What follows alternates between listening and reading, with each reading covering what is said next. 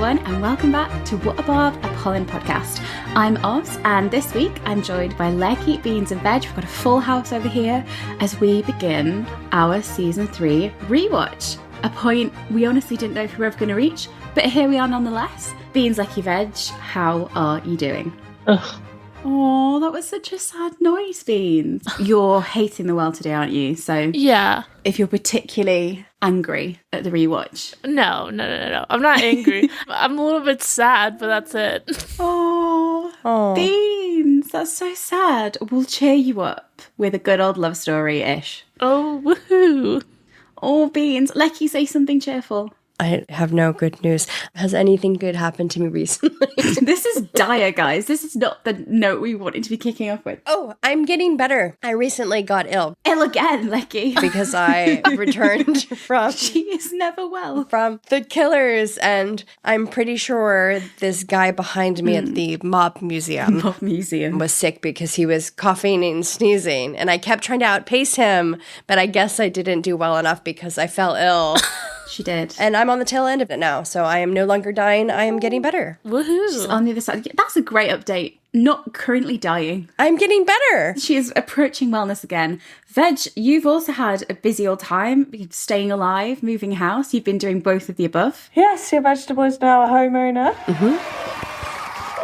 Congratulations, Miss Veg. Thank you. It took me an hour to get connected because Now TV hasn't connected my internet yet. So I'm on this dodgy Wi-Fi that's like pay by the hour, and it wouldn't connect, and then it did connect, and then I don't have the thing that I've had for years attached on my microphone that makes it go into my phone. So I'm really sorry, listener. Not your best vibe. We're struggling through. We are doing our best. Also, Obs was attacked by a spider before we began recording. I just had the worst moment of my life, so I'm recovering. I won't go into detail in case you've got arachnophobia, but a dark moment in the pod's history, a dark moment in my history. Quite frankly, appalling situation just unfolded.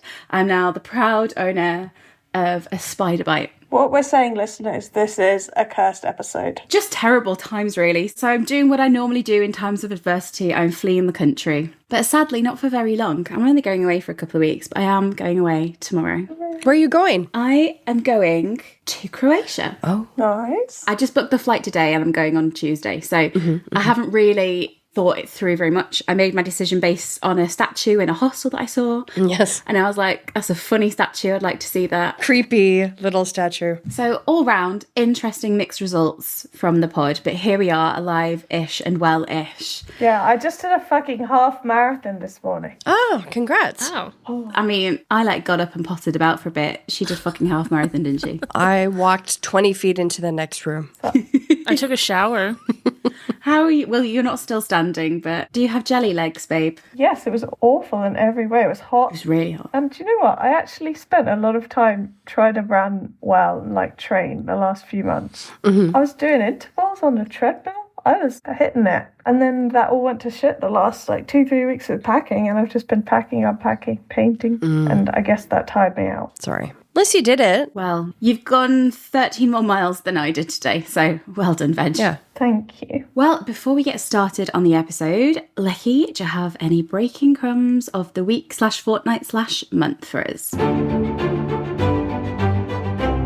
As we know, filming has officially begun for Season 4. In addition to recent filming of The Masquerade over at Ham House, it looks as though Ranger's house, aka the Bridgerton house exterior, is ready for filming any day now. Yes, the wisteria is up, the green fence is back, and it looks like it's just as high as last time. We've had some analysis. Fence analysis. Yes. The show tends to visit Ranger's house a couple of times each season, where they will film establishing shots as well as some more substantial scenes, such as family members arriving and leaving, Ben and Elle having a heart-to-heart on the swing set, and the all-important fencing scenes, which we sincerely hope will make a return in Season 4. What do you think they're filming like? I bet they're filming, from the leaks we've seen, the exterior of the Masquerade, like people arriving for the Masquerade. Kind of like we saw the people arriving for the engagement ball in Season 3, which we thought initially was the Masquerade, but this one, it obviously looks like Violet is putting on a shindig. There is definitely some draping and Bridgerton blue colors and arches on the walkway up. And the back of Ham House kind of is a good stand-in for Ranger's house, I suppose. Mm-hmm. Yeah, it has like a brick exterior as well, right? Yeah, so that means that it's Violet's ball, obviously, but is Yeah. Violet staying in Bridgerton house for another year? Is it going to be her last hurrah before she moves out to number 5? Yeah, interesting. But yeah, it definitely seems like they've dressed the exterior of the set more than they usually do, so it's obviously people arriving for an event, so it's got to be the masquerade. But as you say, they do tend to film other bits and pieces there to make the most of it. So they tend to film for like blocks 1 and 2 now, and then maybe they'll return later in the year. I hope that Elle arrives back quite early on in the season. I hope we see the Sterling carriage pop up and she just like falls out. Do you know how because we don't have a daughter being presented. I suppose we've got Rosamund and Posey who are going to be presented. Don't get me started on how that affects the timeline with this now apparently taking place in autumn. Yeah. But I want to see like the inciting Bridgerton incident this season, because usually it's like Daphne or Eloise or Francesca. I want it to be Eloise tumbling out and being like, thank God I'm back. I mean, don't come for me, but I kind of hope that Eloise doesn't make it to the masquerade because I do want to see... But she said she would. Oh, that is a good point. Well, depending on when the masquerade takes place in the first episode, I really, really, really want to see a glimpse of Fran's life in Scotland before they head home. And I really want to see Eloise really realizing she's made such a mistake because she's in this like massive estate. It's very echoey and silent, and she just, it's not for her, you know? Something Eloise is not au fait with, being quiet. Yes. Yeah. We can have it both ways. What else is going on, Lex? So the cast has been particularly busy in recent weeks attending awards shows and fashion shows. Earlier in September, Nicola presented at the 2024 Emmys, as well as attended the Gucci show in Milan with Hannah Dodd. Simone Ashley and Jess Madsen were also spotted in Milan. And Jess Martins and Victor Ali all attended the Range Rover celebration at Goodwood House earlier this month.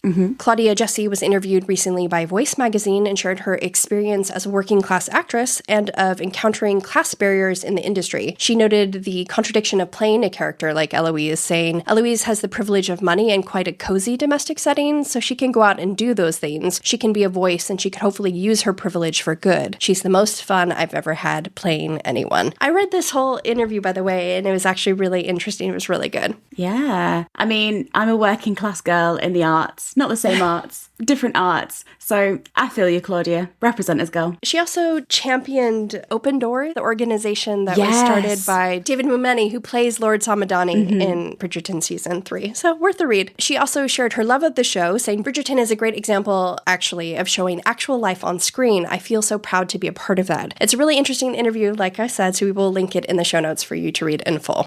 Next up, it's been a huge month for the lovely James Foon. James has been cast as Ferdinand in the highly anticipated Jamie Lloyd production of The Tempest at the Theatre Royal Drury Lane, where he'll be starring alongside Sigourney Weaver. James has also released his very own hand-drawn wellness journals. If you follow James on social media, you might recognize James's passion for journals, and you can now purchase one of your very own, including a signed copy. We will link the journals in our show notes, but you can keep up to date over at Journals by James on Instagram. And if that wasn't enough, James has voiced multiple characters in the new Warhammer game Space Marines 2, which was released this month. So huge congratulations all around for James.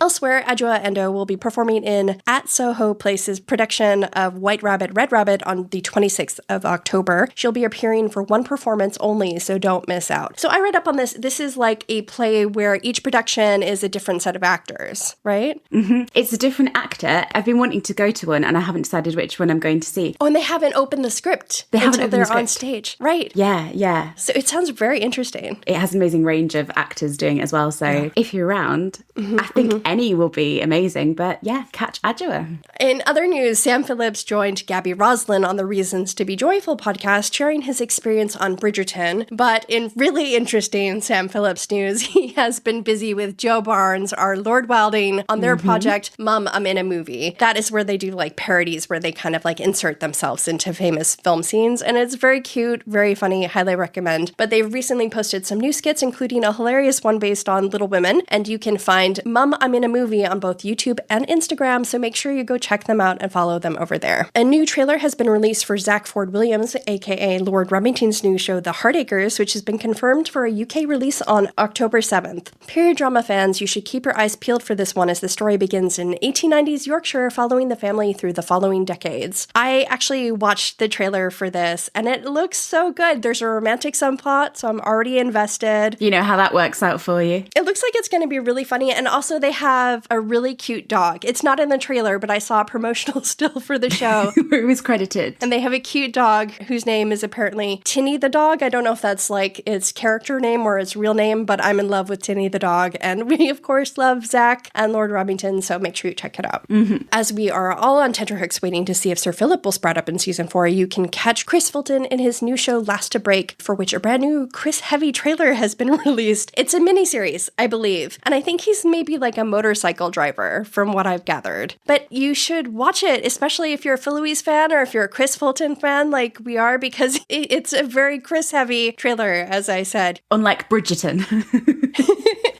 He's in the whole thing. He narrates the whole thing. It's very atmospheric. Yeah, we're checking out. Fans of a good old-fashioned string quartet, you are also in for a treat as the Candlelight Bridgerton concert will be visiting London later this year. The concert will take place in Southwark? Southwark. Southwark? No, Southwark. Southwark. But with an R. Southwark? No, there's no irk. Southwark. Southwark. Okay. Southwark Cathedral. Good Lord. Good Lord. Okay, the concert will take place in Southwark Cathedral, so sit back and enjoy the surreal experience of Give Me Everything being performed at the altar. Take me to church indeed, Lecky. Jeez. Atwood Quartet, beloved by Polin fans for their cover of Snow on the Beach, have just released their new cover of Hosier's Too Sweet, which is actually a really great season 4 song. If you follow us on Instagram, you might know that we recently collabed with Atwood Quartet on a season 4 soundtrack wishlist, collating all the suggestions you lovely listeners sent in. We will link the full playlist in our show notes. Also, just as the string quartet aficionado on the pod, Brooklyn duo also have a cover of Enchanted that they released back in July. I know that the Benefis love Enchanted. I think we all kind of want Enchanted for season 4. Did Enchanted come up on the soundtrack wishlist submissions by any chance? There were hundreds of you screaming Enchanted in our DMs, I just have to say. I love the people who were like, I don't know if anyone's mentioned this, and we're like, you have, but keep going. Don't let us stop you. Yeah. Anyway, Brooklyn duo have a really lovely cover that they released back in July, so go check it out. The more string quartets, the merrier. Yeah, I know, right? They're a duo. The clue's in the name. Mm-hmm. And lastly, in pod news, we just wanted to give you a little heads up that our next episode won't be a rewatch, but will hopefully be something you will all enjoy. We won't give any spoilers just yet, but it's definitely worth keeping an eye, or maybe more accurately, an ear out for updates. Like you tease. I was going to say, before you get back into our actual rewatch, if you hear me I was sick at the time. Shockingly. I also had a cough drop. So if you hear like really weird sound, that was probably my cough drop. Apologies. Lucky the day you're well will be a shocking day indeed. Yeah, in other news, I am sick again. So update next episode. See if I'm finally better. We're all a bit low energy in this episode, I think. Yeah. Bear with us. Future rewatches will be more enthusiastic. Until then, Lucky, Godspeed. Well, kids, here we are. The promised land of the season 3 rewatch. If you've been around the podcast for a long time, you'll remember that last year we did on weekly format, so God knows how we did it, the season 1 and season 2 rewatches. And now we're coming back for a third time to complete the trilogy. How are you feeling? Feeling great. Kind of odd. I miss our old rewatches. Yeah, but it is odd to be back here doing this again. Just because, like, I was watching 301 and I was taking notes and I was like, wow, I remember doing this for seasons 1 and 2. And then I was wondering if I had anything worthwhile to say, and then came out with way more notes than I thought I would have. So we will see how this goes. I didn't take any notes. Well, Beans, breaking news from Beans, we got a message from her earlier. Oh, yeah. And it was like, I have watched the episode. Yes. I have done the bare minimum. And we were cheering, we were screaming along. The fact that you've watched the episode is already 80% of the work. Yeah. There was many episodes last rewatch where you hadn't watched it, but you have like an amazing photographic memory. And the trailer episode also. The trailer. Your opinions were so insightful. And then we were an hour and a half in and you're like, wait, I actually think I didn't watch this one. I did watch it. Well, I'm sure you'll have many an insight into the episode. If you're newer to the pod and you haven't yet delved back into our old archive, then our rewatches of seasons past have been a little bit different. We've always focused on the Polin of the episodes, which was great for season 1 and season 2 when they were in it for like 3 minutes an episode and would make an hour and a half conversation out of a tiny interaction. I know, this is daunting. Instead of focusing on the whole of the narrative, we'd focus in on those two and make lots of speculations about season 3, lots of guesses about what the future held for them. So now that we're back for a season 3 rewatch, it's kind of different because A, they are the main story, so they're in it all the fucking time. And B, we know the answers, so we will not be spending the entire episode speculating about what is going to happen. So it is kind of different. We will dip into the side plots here and there as they draw our eye, but we will be focusing on the main love story at hand. We may have a little bit of speculation. I'm sure there'll be a bit of speculation. Yeah. Yeah, we'll be digging into some behind-the-scenes stories. We'll be taking many walks down Crumb's memory lane as we finally see how all the crumbs actually panned out in the end. What we got right, what we got wrong, what our prophetic little beans pulled from the stars and gave into the podcast last year. Maybe chatting about initial reactions to episodes and how we feel about them now a few months later. It honestly doesn't even feel like it's been that long, but we're going into it. This week we begin our story, Out of the Shadows, Season 3, Episode 1. Did we like the episode overall? Just as a little teaser. Yes. This is my favorite episode. Like you're a big, big fan. Yeah, love it. I liked it a lot. Vegetable? Yes, I enjoyed the episode. Wait, no, did I?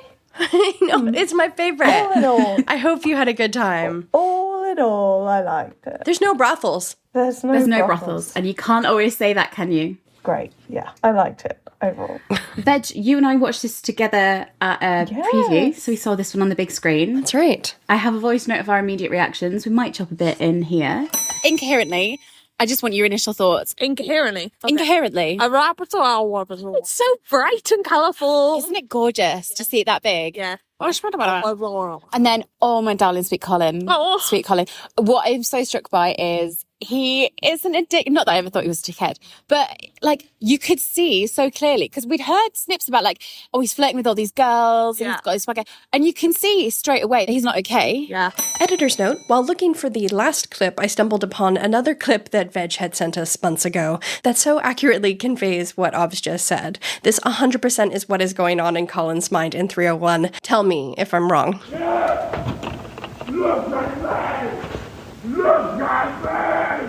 And then the others, Lecky and Beans, we all watched it together. I think Veg was on a bit of a lag at the time. I think she slept in when the season came out. And again, I might put some stories together and share our very initial reactions, but it was just a lot of screaming and exclamation marks. Yeah, just to see like the opening and the tree and everything, we were freaking out. It was so fun. I think that's what I love about this episode. It has so much nostalgia. It's like the bridging episode between season 1 and season 2, but then it has so much of the fandom lore in it. It has so much of our lore in it. It's a good one. So before we jump on in, it has been a year or so since our last rewatches, and it feels like a lot of our lives for the past year has been completely taken up by season 3. But deep down, we're big fans of season 1 and season 2. So let's see, where did we leave Polin last year? So let's just have a quick little recap as to where we left them in season 2. As season finale tradition dictates, we last saw Penelope crying at a window, partially over something Colin had done. Will season 3 break the curse? We'll have to wait and see. But for poor season 2 Pen, she was left with a double whammy of a heartbreak after Eloise uncovered her secret and said she never wanted to speak to Penelope again, and after she overheard Colin tell the Lord Squad that he'd never dream of courting Penelope Featherington. Not in your wildest fantasies, Fife.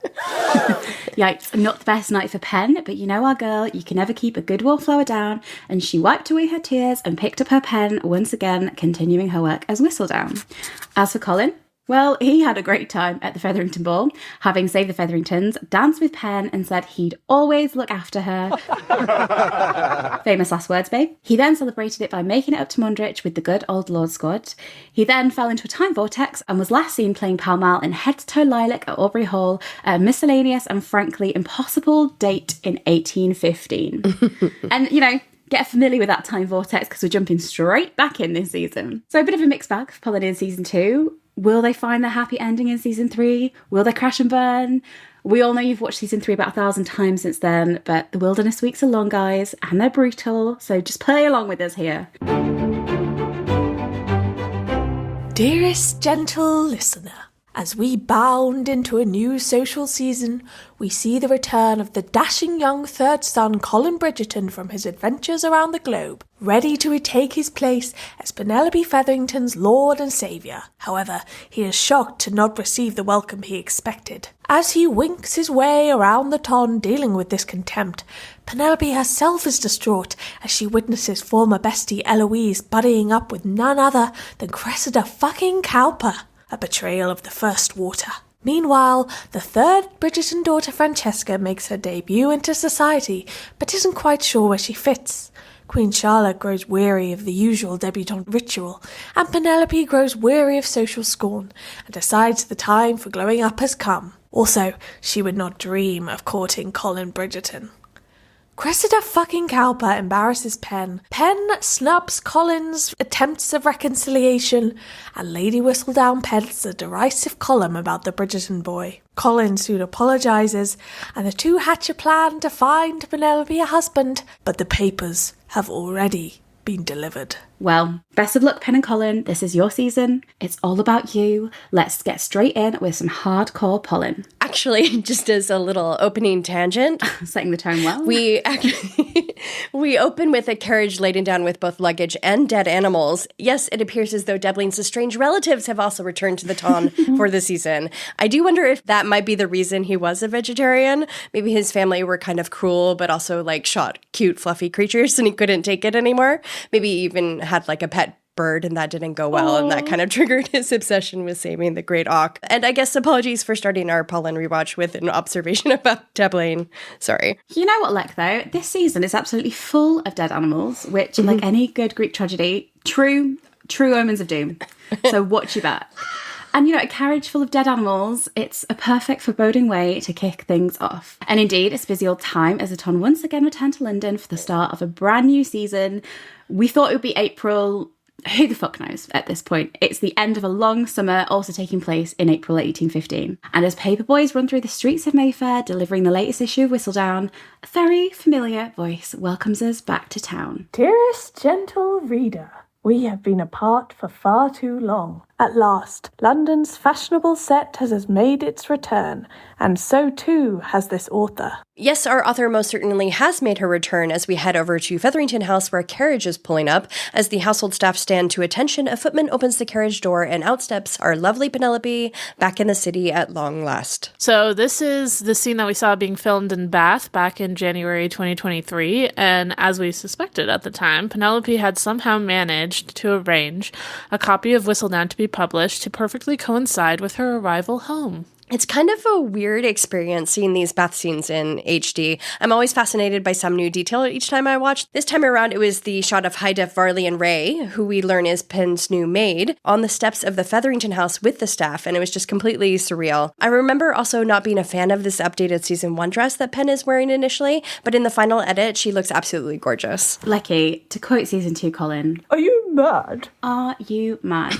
I'm sorry, I remember that we loved Bath Pen back in the day. I'm sorry that I was alone in this affection. It was just the embellishments that they added to the dress. And also just the cut of this dress wasn't as flattering as some of the new ones we eventually saw. But I think she looks gorgeous in the final edit. I wasn't a big fan initially. I think it's the expression that she has on her face that wins me over. Because she steps out and like she's back home and she looks so proud of herself. Mm-hmm. And she is like looking around at everyone, including that extra that's cosplaying as Colin. Yeah. A bit of baby blue renaissance. Yeah. Our girl's back where she belongs. And to quote Nicola, she's the HBIC. How is she looking, Veg? Aw, just lovely. And we're feeling very nostalgic because Pen is in a true vintage piece here. And it's all the way back from season 1, episode 2. Beans, can you do the honours? Reduce, reuse, recycle. That's been a while since we've heard that on the pod. I know. Yeah. That's a deep cut right there. Yeah. Oh, those were the days. And it's Cake Pen. She's back in a little acid green Brat Summer, Yeah. an appalling bust line. She is Brat Summer. Yeah, she is. She's very on vogue this year, you know. And her hair is incredibly poodled. It's the poodliest poodle one has ever seen in the ton. But she is mixing it up a little bit with her outfit. She's got a new blue embellishment on her dress. A tiny little hint at her colour palette to come, maybe. Well, Portia declares that it's good to be home, and Little Pen wholeheartedly agrees. If you can remember back to Doom 2022, Nicola read this opening voiceover, so it's another surreal moment to actually hear this in the show. However, they did slightly adjust the wording from London's smart set to London's fashionable set here, understandably so, as we see the fashion statement Pen is kicking things off with. In behind-the-scenes interviews, Luke also mentioned that the sturdy descriptor also wasn't originally in the script, but enough about Colin. We're still waiting on that particular boat to dock. Yes, and we don't have time to be checking boating schedules now, Lecky. It's the start of the season. You know we've got a lot to do. And as Portia flamboyantly parades through a busy market, shout out to our good old friend, the Old Royal Naval College. She's trailed by footmen carrying piles of new purchases. So it seems that those money woes are behind us, eh, Portia? And who else is there following behind? Our lovely Pen, quietly but proudly observing the flurry of excitement Whistledown's new issue has created. But put down the scandal sheet, forget the gossip. There is only one thing on our minds in this little scene. Something we never could have imagined we'd be blessed with again. A religious experience, if you will. A goddess falling down to earth to walk amongst us mere mortals. Veg, what is Pen wearing? Well, Obs, I can hardly believe I'm sitting here saying these words, but it is my absolute honour to introduce the one, the only. It's Baby Doll Starfish, everyone! Woo, woo, woo, woo.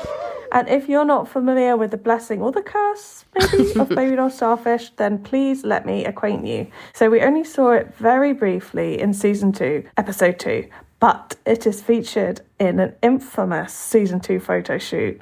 I think I once described this on Reddit as modern day AU Polin, just perfect.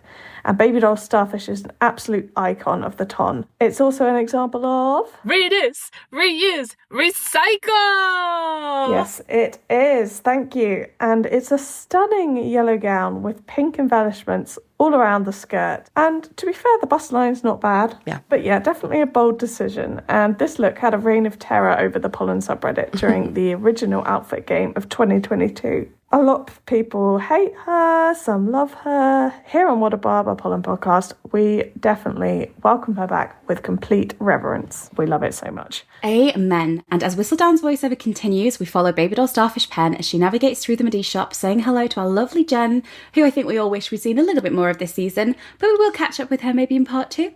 Later in the season, Elle notes that there has been a difference in Lady Whistledown this season, and that is especially evident here in the opening voiceover where she seeks to uplift other debutantes. It's the first sign of things to come, with Pen eventually deciding that she wants to reshape Lady Whistledown and make it a vehicle for change, a force for good. This is perhaps our first hint that she is on that path, though of course she'll come barreling down the path in reverse later this episode when she absolutely reads Colin for filth. As she should. But there is a little glimmer here of future Pen. I think I also mentioned this before, but of the debutantes we meet this season, Lady Whistledown pointedly leaves out Miss Livingston, who ends up playing a better Cressida than Cressida herself this season, kind of a ghost of Cressida past or Cressida light, if you will. But not an older Hyacinth.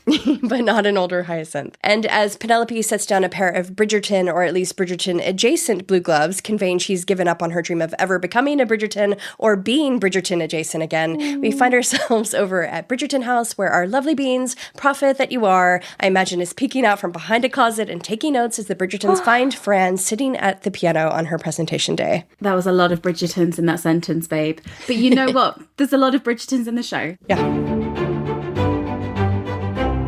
So, what on earth is Fran playing, Beans? Oh, musical maestro that you are. She is playing a happy little tune by Mozart, commonly known as the Funeral March.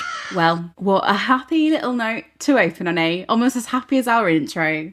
You know I'm down for that kind of dark shit. I love that. But clearly Fran isn't feeling too optimistic about the day ahead of her. But not only is it an insight into Fran's mental state at the moment, it's also a hilariously bleak foreshadowing as to her future with John. Lecky, you gotta laugh, mate. Well, in slightly more cheerful news, we've received word that a ship has pulled in from France. And here at the very busy docks, we receive our introduction to our beloved pirate. We're still astonished that we were actually able to see him step off the ship, and a parrot sighting is something out of a pirate fever dream. I think the first shot of Colin, you know, Him in the back. the back of his head as he walks, Yes. that is genuinely one of my favourite shots of the whole season, just because it sends such a genuine thrill of excitement. Every single time I watch it, I'm like, yes, we're going. His boots going down the gangway. So exciting. It was so surreal because we made so many jokes about Pirate Colin. And John Glazer, the costume designer, said that they were inspired by the Marlborough Man. And Jess Brownell has talked on a few different occasions about how the fandom, no name specified, definitely not us, so enthusiastically saw the filming leaks and embraced him as a pirate. But it's like, there's a fucking parrot. There's a parrot, there's a fucking ship. Oh, it's just incredible. And we're going to use the word surreal a lot during episode 1, but come on, it's definitely one of those moments. Veg, we only get a couple of glimpses here and there, but for now, how is he looking? Yeah, so all we get here is a lovely shot of the back of a curly chestnut head of lovely thick hair. Yeah, good job, Colin. I guess you've been shampooing. You've grown your hair. Yeah, congrats. It is well styled. It is well styled, I have to say. Yeah, it is. Well, we've got the perm in full force, don't we? Early episodes. Yeah, emotional support, girls. And then we have the iconic thud of well-worn boots as they march down the gangway and step into the carriage. This is just, And listeners, consider this your pirate teaser trailer or your piratey appetizer, maybe. And we have to give a shout out to the remarkable swish of Colin's rugged brown coat. The costume designer John Glazer said of Colin's costume transformation, he's been on a ship for 6 months and he's been in the cabin of a ship.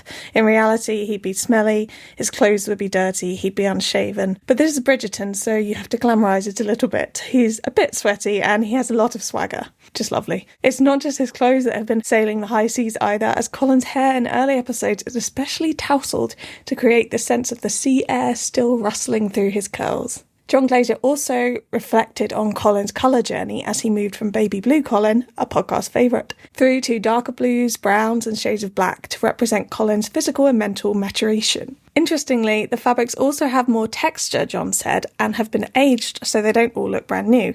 His clothes have some history now, which gives you a little mystery into what he's been up to. There's also period inaccurate denim trousers to make Colin feel more modern, but the pièce de résistance, as we know, is Colin's coat. As well as opening up the shirts, free the net campaigners, you've won. Colin's coats were designed to give a swing and swagger and a loosened up silhouette. Iconic. Incredible work. John Glazer deserves an Emmy for that alone, I would say. Agreed. But Polin fans, take note, as Colin clutches his satchel on screen, you can see that he is not yet wearing his signature gloves, so he must put them on closer to his arrival home. I'm sure this is a detail everyone wanted to know, so you are welcome. Well, I wanted to know, like, you know how passionately I feel about those gloves. Yes. We once had a massive spiral that we would never see those gloves on screen. So the fact that they do appear, albeit in a slightly tainted context in a little bit, is a relief to my soul. I need a geolocation on them at all time. Thank you. And as he very fittingly steps into a carriage, Whistledown prophetically remarks, Debutantes aside, there is also the question of which gentleman will reveal himself as the prize of the season. For our young ladies will certainly need someone dashing at whom to set their caps. Colin, babe, you've been the prize of every season for me. Fortunately for us, we get beat... sorry. We do not get beat. We do not get beaten. Sorry. Fortunately for us, we get to beat the presentation traffic by jumping over to his destination, Grosvenor Square. And who do we find there but our lovely Pen peering out across at Bridgerton House from behind a bush, out of the shadows, out of the foliage, and across the street, the family is piling out of the front door looking playful and happy and like everything Pen has ever wanted and now thinks she can no longer have. Very sad. Very depressing, Pen, but you know, the reality is that dreams die, don't they? So it's a good lesson for you to learn at this stage in your life. But nonetheless, we're thrilled to see her. How is she looking, Veg? Well, we're treated to one of our last looks that could be described as tragic. It's basically tragic, but it's all up from here, isn't it, guys? We have a slight dip to take in a second, I fear. Yeah. The end is in sight. Yeah. But we have a sinkhole to fall down first. Correct. We'll power through. Yeah. And we're back yet again in another look pulled straight from the Penelope Featherington archives. Beans? Reduce, reuse, recycle. What are you eating, Beans? A cookie. Yeah, she's a little distracted. By the way, Beans is making bread, so she has to go yeasting at any point. She'll rejoin us. But yes, indeed, it's another reduce, reuse, recycle. I haven't got a recycling bin yet in my new flat, but absolutely the work is being done for me in season 3 of Bridgerton. Beans is on hand, luckily, to remind you to get one. The Featheringtons are saving the planet. We last saw this way back in season 1, episode 2. This is an old classic. It's a bright yellow dress. It's been swarmed by a cacophony of flowers, including some lovely blue ones. So hats off, or feathers off, I guess, to Lekinovs, who correctly identified this exact dress from a very blurry filming leak 2 years ago, because of course they did. Our crowning moment. It's all downhill from here, kids. And those are leaks that we will return to in just a minute. But first, we have to have a moment of mourning. Again, prepare for many this episode, as poor Pen sadly pines after her lost friendship with Eloise. But little shout out to Ray too, who's standing in the middle of the square watching Pen watch the Bridgertons. I like that Pen's really subtly tucked away into the corner of the hedge. Ray is just standing there like, we're here, guys. My favorite detail is that she's in the background and she's blurry, but you can see that her head is cocked. So she's obviously taking note of this interaction. So this is like her first insight into the Polin dynamic. And she's like, oh yeah, I gotta watch out for that one. Do you think she is new, or do you think we've just never seen her before? I think she's new. We know that the Featherington family has been eating boiled potatoes basically because of their financial struggles. And I think that Portia probably hired her in the off season with the stolen money that Jack collected. Well, congrats on your new job, Ray. Well done. Yeah. The employment market is not an easy thing. Yeah. As Whistlestar muses on which pairing will make the match of the season. Wonder who that's going to end up being. There's a squawking of laughter rising from a huddle, or maybe a swarm's a better word, of young ladies. Anthony remarks that it looks like they've spotted a side of beef. Stand down, Debling. There's no vegetarian alternative required here, as a lace glove is pulled off by a lady's teeth, flutters to the ground, and is valiantly rescued by Colin's red gloves. I'm sorry, Ovs, this is definitely not how you wanted these gloves to make their entrance into the world, but it is what we have. Cursed. Can I just say, I was at, randomly, a bit rogue for a first date location, but I went to a burlesque idol, which was what it sounds like. People who are amateur burlesque stars trying to win a competition. And the taking the glove off with the teeth was a core move of the burlesque. And this debutante is doing it right in the middle of the ton. This is absolute scandal. Right, yeah, exactly. Who's going to fall for it? It's Colin. Yeah. And this is our full first introduction to him, and he's kissing another girl's hand, for fuck's sake. Fuck off. Oh no. Oh, you little shithead. Excuse You me? little shit. Get in the bin. We'd all heard the swagger. We'd all feared the swagger. Behold, the fruits of the swagger. Reduce, reuse, reshoot. Is this a reshoot? Yeah. I think it might be. His hair is not as high as when he's walking towards his family. And we will get to the reshoots in a little bit. Yeah, it does look like this little bit was slotted in after the fact. But thankfully, he rescues himself from the swarm of girls, breaks through the crowd, and marches happily over to his family. And as the Bridgertons react to Colin swaggering on in, Violet's mouth comically drops open, just as she does in that behind-the-scenes shot of Colin leading Pen out of the ball in 208, which is never acknowledged in canon. But she is clearly shocked here by Colin's appearance. My new headcanon is she is also shocked by the debutante who pulled off her glove with her mouth, because honestly, that's pretty gross. And just to revisit Colin's gloves, he decides to put on gloves because he's returning home, so I can only imagine he does this to look more proper, and yet he leaves his shirt gaping wide open. And this is where we realize that Colin left Virgin Colin somewhere behind on the continent, or maybe in an email somewhere in Jess Brownell's inbox. Rest in peace, Virgin Colin. Do you think he said to himself, rest in peace, Virgin Colin, in the mirror? The morning after? Yeah. Oh, sorry. But the Holy Grail. Light up your candles. We've arrived at truly sacred space. Beans, where are we? This is in front of the Bridgerton house, which is in Greenwich. Nicely pronounced. Thank you. It's in front of the Rangers house, which is the house front for the Bridgerton house. That's the iconic one that we see. So back when this was being filmed, there was a leak, and some paparazzi, they released a bunch of photos of this scene that was happening. So everybody in the fandom freaked out. And actually, this was probably probably the first week that I had joined the Polin subreddit. At the time, we thought it was crazy because it was like 22 photos that were released. I think it was maybe 30 or something like that. Little did we know we'd be getting so much more in the future. But yeah, it became this like really big deal within the fandom because that was the first time that we'd seen Colin in his new attire. And that's where the Pirate Colin moniker came to be.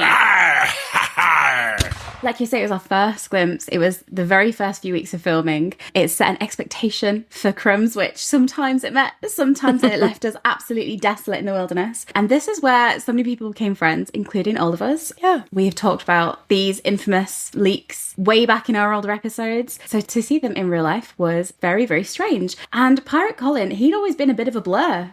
So, Veg, how is he looking right now on our screens? Well, we can finally get a lovely good look at him in high definition. Blurry, no more. Here he is. The stuff of legends in real life, in the flesh, in full glory. Or as Ovs wrote in the script, his fully glory. You try writing a 12,000 word document in 5 hours. Oh, God. So, here we have his wonderful, full-length, dark brown travelling coat, which is looking slightly battered after its month of travels. I think we had a lot of thoughts. We held this coat deep in our hearts. Amazing coat. 10/10. And that coat has probably seen a lot on reflection. We can't blame it looking a bit world-weary. We all feel that way.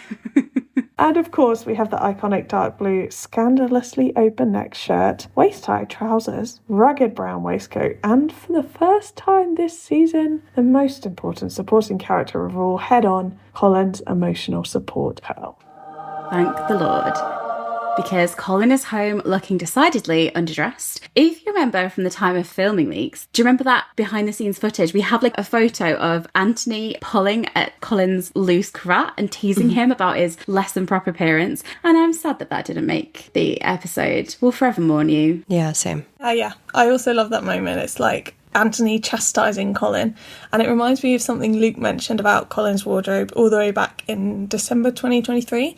He said, Colin thinks he's really cool, but to the rest of the family, they think he's scruffy. And I wonder if this was the moment that Luke was talking about, not knowing it hadn't made the final cut, because otherwise his family don't seem to mind too much about Colin's slightly shabby ways. Yeah. Although I think you can still slightly hear Benedict subtly asking Colin if he's thinking about changing later in the scene. We'd always wondered, was Colin going to go to the presentation? Was he going to go shower? I still don't think he showered, so he definitely smells at the palace, which is great. Jeez. And Colin is embraced by his family, including a really sweet moment with Eloise, which I really love. And it sort of marks the beginning of their shared storyline that they're going to have this season. And we also have to stand and light our candles in remembrance of the moment, just like Anthony chastising him, those moments that did not make the final cut, the fabled, blurry ABC hug, and Colin hugging Kate. Very sad. But what we did see during filming and what thankfully did make the show is one of my favorite shots in the entire episode. Colin instinctively senses Pen's presence because, yes, she is the north on his compass and turns to look in her direction. While I do wish they had lingered on this shot a bit more, the swelling theme just before they lock eyes is so beautiful. Honestly, this is such a great introduction for Polin. I adore it so much. You know what, though? This has sort of caused a lot of discussion in the fandom because some people didn't think he was looking over at her, but he definitely was, right? I think someone said that. Someone of note confirmed it. Yeah, he knows she's there. Yeah, and eventually the episode 1 script will get submitted for an Emmy and we'll be able to see it. We'll be able to get in there and read all the little stage directions. Well, if they do this episode. Also, I think I misremembered. I think the person of note that said it was you two arguing. You put down a good case that I remembered it as an official source. I'm just going to say it is. It is. My headcanon is that he looks over because he senses that she's there. They are connected. I think he definitely does. And I think what happens is he looks over at her and then he gets really distracted by his family, so he sort of turns away. And I think Pen sees that and reads it as a little bit of a rejection. Yeah. Some of the fans thought he wasn't really paying any attention to her. And I think this starts like a trickle-on effect of where Pen misreads his actions the whole episode and has this opinion of him that culminates in the Whistledown that she writes. But poor Pen shrinks back into the shadows of a hedge as Whistledown muses that of the status quo, I grow rather weary. Here we're getting some immediate insight into Pen's mind and her desire for changed this season. She's lost Elle, she's lost Colin, and will feel even more distance from him throughout this episode. Sadly, there's no way back into what once was. I'm sorry, no, I disagree with that. With yourself. What? You don't think she feels rejected? Sorry, Obs read that last bit for me. Yeah, they definitely find their way back to each other at the end of this episode. No, I'm saying that at the moment she thinks it's over. Oh, okay. Okay, at the moment, she thinks there's no way back into what once was. We don't know how this is going to work out. Okay, sorry. Is it over now? All right, sorry, listeners. Sorry. This is what happens when I only finish a script 15 minutes after we're supposed to start recording. Okay, Lecky's changed her mind because change is afoot, my friends. In nowhere more than the bloody opening credits at long last. How we theorised. Veg, how are they looking? So, joining our lineup of opening credits objects, we have a quill writing the Lady Whistledown issue from season 2, episode 1, because of course we looked what it said. Mm-hmm. Who do you think we are?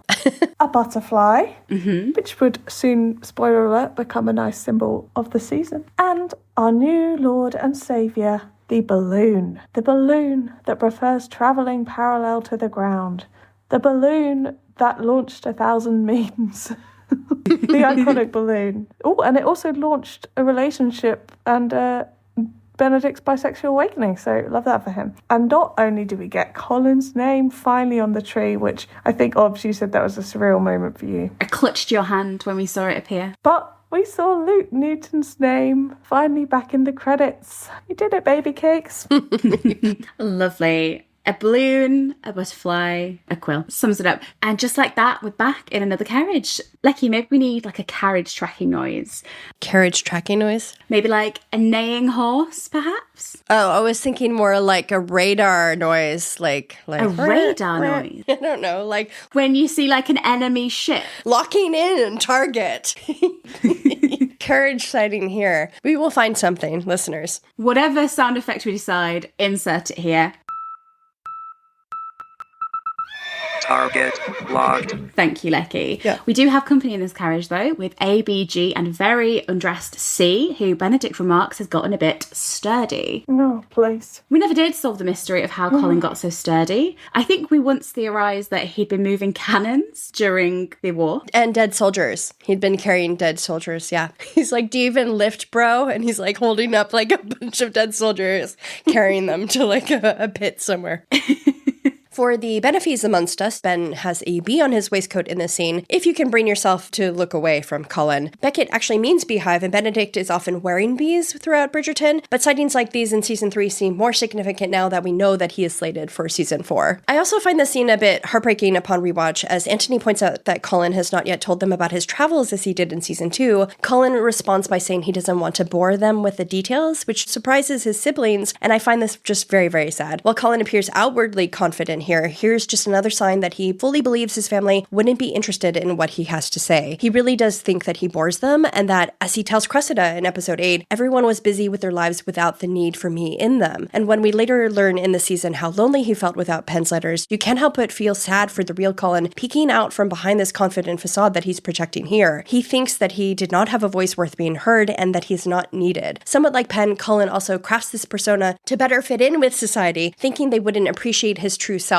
Anthony asks, I must know, who are you? A question Penn will also later be thinking about Colin, feeling as though he has changed beyond recognition, not realizing that her silence is a huge factor in why he has armed himself with this uncaring facade. You say a bad word about in veg, and I'm coming over to yours. Oh. And I'm throwing tomatoes at you, babe. She'll just add it to the decor. That is heartbreaking. Now might be a bad time. I've taken to playing a little game every time my internet drops. I come up with a mean name for Colin. Stop it. I will kick you off the podcast. You'll be gone. Oh. Okay, back to poor Colin in carriage being really tragic. If it helps, my bum is really uncomfortable right now. That does help, thank you. I'm suffering while I'm being mean about Colin. How's my spider bite doing? Oh, Lord. Because the thing is with Colin in episode 1, we'd spent a long time wondering about the swagger, right? We'd heard all about it, the swagger. I think we'd always thought, or at least hoped, that it was going to be a facade that we'd see behind as the season develops. And you definitely do. We definitely, especially in part 1, we definitely see that story building with the armour that he wears and the cavalier attitude he has to try and fit in with his friends. But when I watched it the first time, I think I immediately latched onto how unhappy he was behind it all. Because if you pay attention, you can really see those moments. And I think you see it at the garden party when he's like completely dead behind the eyes until he's with Penn. But I think in episode 1, what the show does a good job of is it really lets us see into Penn's state of mind post season 2. We spend a lot of time in her world and how her side of the relationships are and her plan, whilst only kind of giving us hints at Colin and letting his side of the story unfold as the season goes on as to what really happened on his travels and the impact that it had on him. Like you say, Lecky back in the carriage, he refuses to talk about his travels, and he only really vaguely alludes to being nowhere and everywhere, and he later says in another scene that he'd lost count of where he'd been. He's a little liar because he was keeping every tiny little detail in his journals, as we find out. The only thing that he'll say is that he gained a sense of proportion. What do you think he means by that? I have no idea. What we learn about his travels later is that he felt so emotionally distant from his experiences and he felt so lost at sea. And so, I don't know. Maybe it's just kind of touching on him believing that he's realized the person he thinks he needs to be to fit in better with the world or something like that, even though he's obviously wrong. Yeah. God, what a somber turn for a light-hearted scene where Colin takes his shirt off.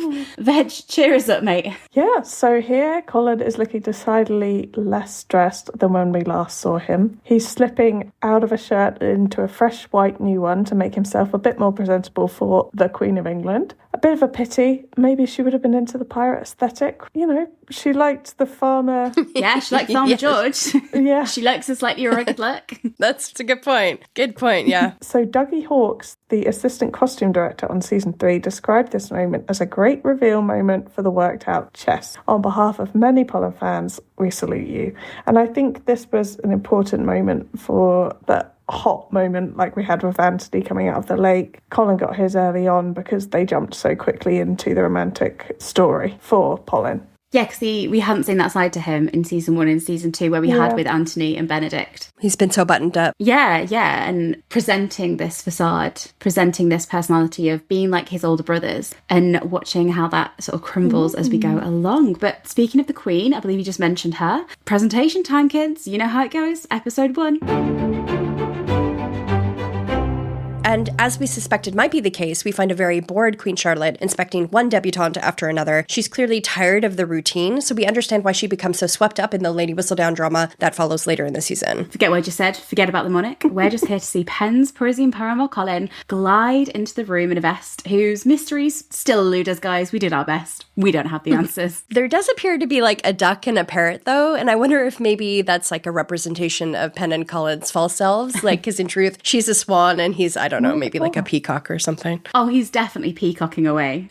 But how is he looking, Veg? Do you have any answers for that waistcoat? Well, we don't quite know what the meaning of the waistcoat is, but we do know that his green cravat is a subtle nod to his connection to Penn and the Featheringtons. We love the colour theory. They love the colour theory. Everyone loves the colour theory. And in an interview with InStyle, the assistant costume director, Dougie Hawkes, back again, said that I created in a very translucent fabric. It is there, but it isn't there. Is he playing towards Penelope? Is he trying to impress her? He completes the ensemble with a midnight blue velvet coat, which is gorgeous. And it's not Bridgerton blue, but it's a gorgeous blue. Stunning. Yeah, I think Dougie mentioned that the velvet really added a depth to the costume here. And as we see, Colin slips in next to Elle, and the two siblings have this moment where they kind of eye each other up because he's in his little flouncy get-up and Elle is in loads of ruffles, and they both immediately notice the changes in the other's style and how they're both acting. And I like that they're both kind of like slightly uneasy about it. The other siblings notice the change with Colin, but they playfully question it, whereas Elle's the one who challenges him on it and recognises something deeper going on. She ain't convinced by the pirate. More for you, El. Oh no, that's weird. Never mind. But there's no time to dwell as we get a special cameo from reshoot bewigged Colin as he winks at three green screen debutantes somewhere in Uxbridge. Reduce, reuse, reshoot. The debutantes titter, the Polin fans despair. Reshoot bewigged Colin is going to have a few cameos this season. Does anyone care to introduce him properly? I mean, sure, give it a go. So, we sort of had been aware back in December 2023 of a couple of things that we thought might be some promo shoots going on. They were after the strikes. We were buzzing away. There were the bits of crew had posted, and we were very excited for some potential promo. But then after we watched the show, we noticed that there were sort of different aspects, different shots that were quite different. And Colin had slightly different hair. Also, you can see in some that a tattoo he got after the bulk of shooting. You can kind of see a hint of it on his arm. So it became clear that in December they were doing some pick-up reshoots based on conversations that some of the writers and the wider team had. So yes, it's become a little Easter egg hunt to see if we can spot what the reshoots were. And why they were implemented. Because I think I remember it being a particularly long time. Like, it was over a week that they were filming. Because we initially thought that they would already be off for the breaks, but they weren't. Yeah. And so we were like, wow, they're really filming a lot for those 2 weeks. And it ended up being like just reshoots and stuff, which is for 2 weeks, I think is what it took. That's a lot for how long that Bridgerton films and how many reshoot scenes that there were. That's a lot that they packed in 2 weeks. It's interesting when you track the reshoots because we don't know every single one of them because any reshoot with just pen is a little bit harder to track. But with Colin, because he has such a different wig, it is quite noticeable. And also in the background, you can see that like trees are dead because they filmed it in December.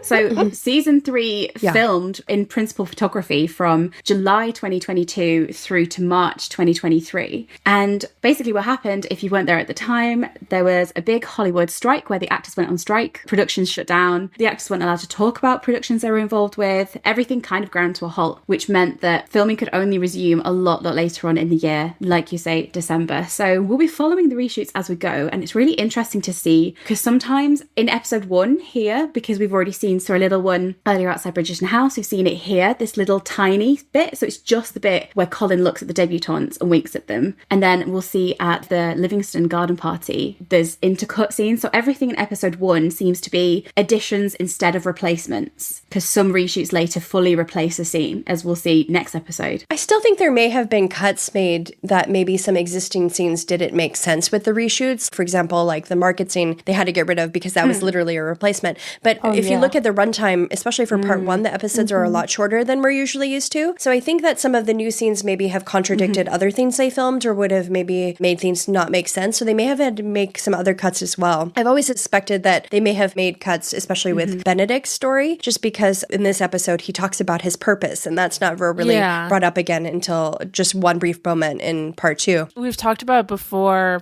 on the podcast and separately amongst us. We really wish for more out of Benedict's arc this season. And so in my opinion, like even doing sort of the rewatch of everything, it just kind of feels like all of his scenes were more of an afterthought than anything propelling him into his current season. Yeah, because if you look at Colin in season 2, he's so lost and he's so determined to find his purpose. And Penelope kind of helps him find his true self and realize that he is accepted or whatever. And then, of course, he's sent spiraling when she doesn't, write back to him. Right. And in season 1 with Anthony had this big relationship that broke him and stuff like that, and it just felt like Benedict was the watered down version of that a little bit. And so feels like we've seen more of the same with Benedict. Like his arc was very similar to seasons 1 and 2. Yeah. I think we were hoping with Benedict that we'd have a storyline that really challenged him and broke him. Yeah. Because with Colin and Anthony, they both had these experiences that really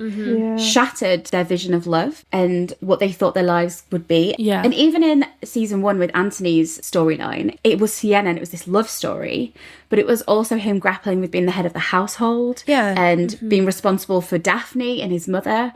And then with Colin, you had obviously him grappling with Marina and his travels and Penelope and purpose. I'm going to say it. Do you think the dark sex plotline really was real after all and it had to get chopped out. It might have been. Yeah, I do think so. We always thought it was Benedict. Right. The only thing that makes me think maybe it wasn't Benedict is that, honestly, then if there's a dark sex plotline, everything he did in that season would be sex related. Right. But it kind of was. It already was, but like to have more of it just seemed Yeah. a little unusual. Yeah. Well, we've talked about this a little bit, like I've said. In my opinion, I think if they were going to do Benedict's story again, they should have just done the season 2 plotline and put it into season 3. Like, just flipped it with his art. With his art? Yeah, with his art. Where did his art go? Yep. They should have continued that into season 3 and talked more about him having to do the managing of the estate and stuff, because I did not like that he was managing it so well, because it was like, okay, well, so then what is he struggling with? Yeah, he's great at it. No trouble at all. Yeah. I feel like art is so... There should be a void in his life without it. Yeah, if they were going to continue with season 2, for me, it would have been more appropriate had he been working the stuff with the estate, and maybe like he's getting it done, but it's stressful. He fucking hates it. He hates doing it. What's interesting to me, and one of the things I really love about this episode, one of the reasons it's my favorite, is that it so expertly sets up the character arcs for so many different characters, except for Benedict. Exactly. Because we have that conversation at Mondrich's, and he mentions his missing purpose, right? And that never comes up again, except for that one conversation with Paul and Tilly, where he kind of sidesteps the question of his art. So I feel like either they didn't write it, or somehow they maybe have cut out something about him trying to find other outlets for this void in his life where his art was missing. That element was missing for me. I just think, too, that if they had done it that way, if they had made it so that he was not good at managing the estate, then the next thing that they could have done is they could have tied that into a bigger Canthony plotline. And we know that it was never going to be that way because Jonathan Bailey is just so busy. But when I was watching this episode, there are clear like sibling dynamics that are so wonderful that are missing. And it would have been so much more compelling and more interesting because Anthony and Benedict had this insane, amazing conversation at the end of season 2 where he was like, do your art, whatever, I've always believed in you. And then it's never revisited. And it would have been a much better emotional beat if we had that revisited again, where Anthony's like, what the fuck are you doing? Like, yeah, I'm so grateful that you're taking care of all of this, but you want to do art. Like, that's what you want to do. So go do it. I also like your idea of him maybe not being a great manager of the state, because that would also have reinforced the idea that he doesn't belong in society. And in season 4, you know, he escapes society. He goes to my cottage and eventually maybe settles down with Sophie there, kind of removed from society. So showing that he doesn't fit in, he's not only avoiding debutantes and ballrooms, but he's not really a great manager of the state. That would have kind of like tied into that. So I really like that idea. Yeah, and playing with the idea of him being the spare to the heir. Exactly.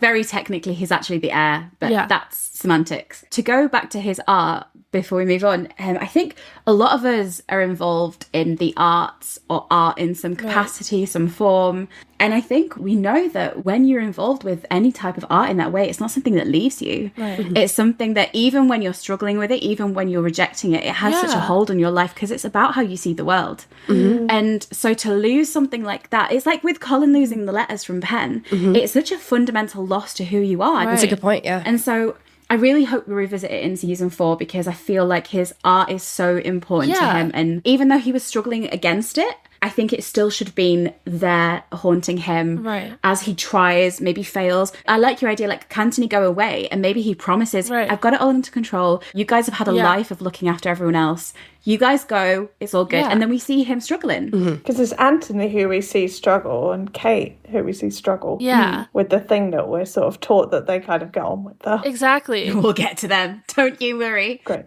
Get the ibuprofen gel out. We need it. Just imagine a scene where we see Benedict struggling. Maybe he's working on some papers or stuff and he starts sketching on one of the like family's papers or whatever. And then later in the season, to sort of tie everything in together, Anthony comes back, things are sort of in disarray, and he's like, okay, what the fuck? And he has to put everything together, and he sees these like little scribbles on the paper, and that's when he has this conversation.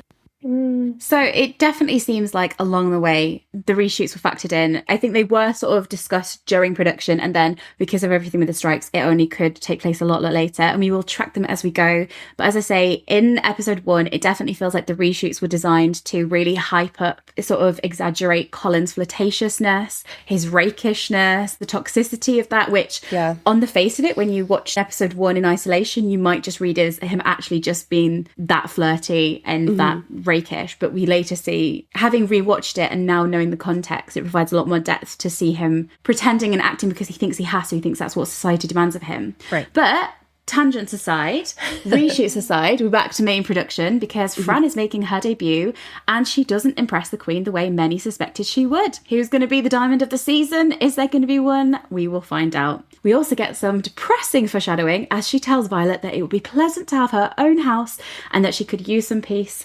Hold tight, Fran. We're sure deathly silence is on the horizon for you eventually. But until then, we have Pen and Colin in the same city. We're getting there very, very slowly. He's got his nice little green cravat on to impress her. We've caught up with the Bridgertons, we've caught up with the Queen. But what of them? What of the Featheringtons?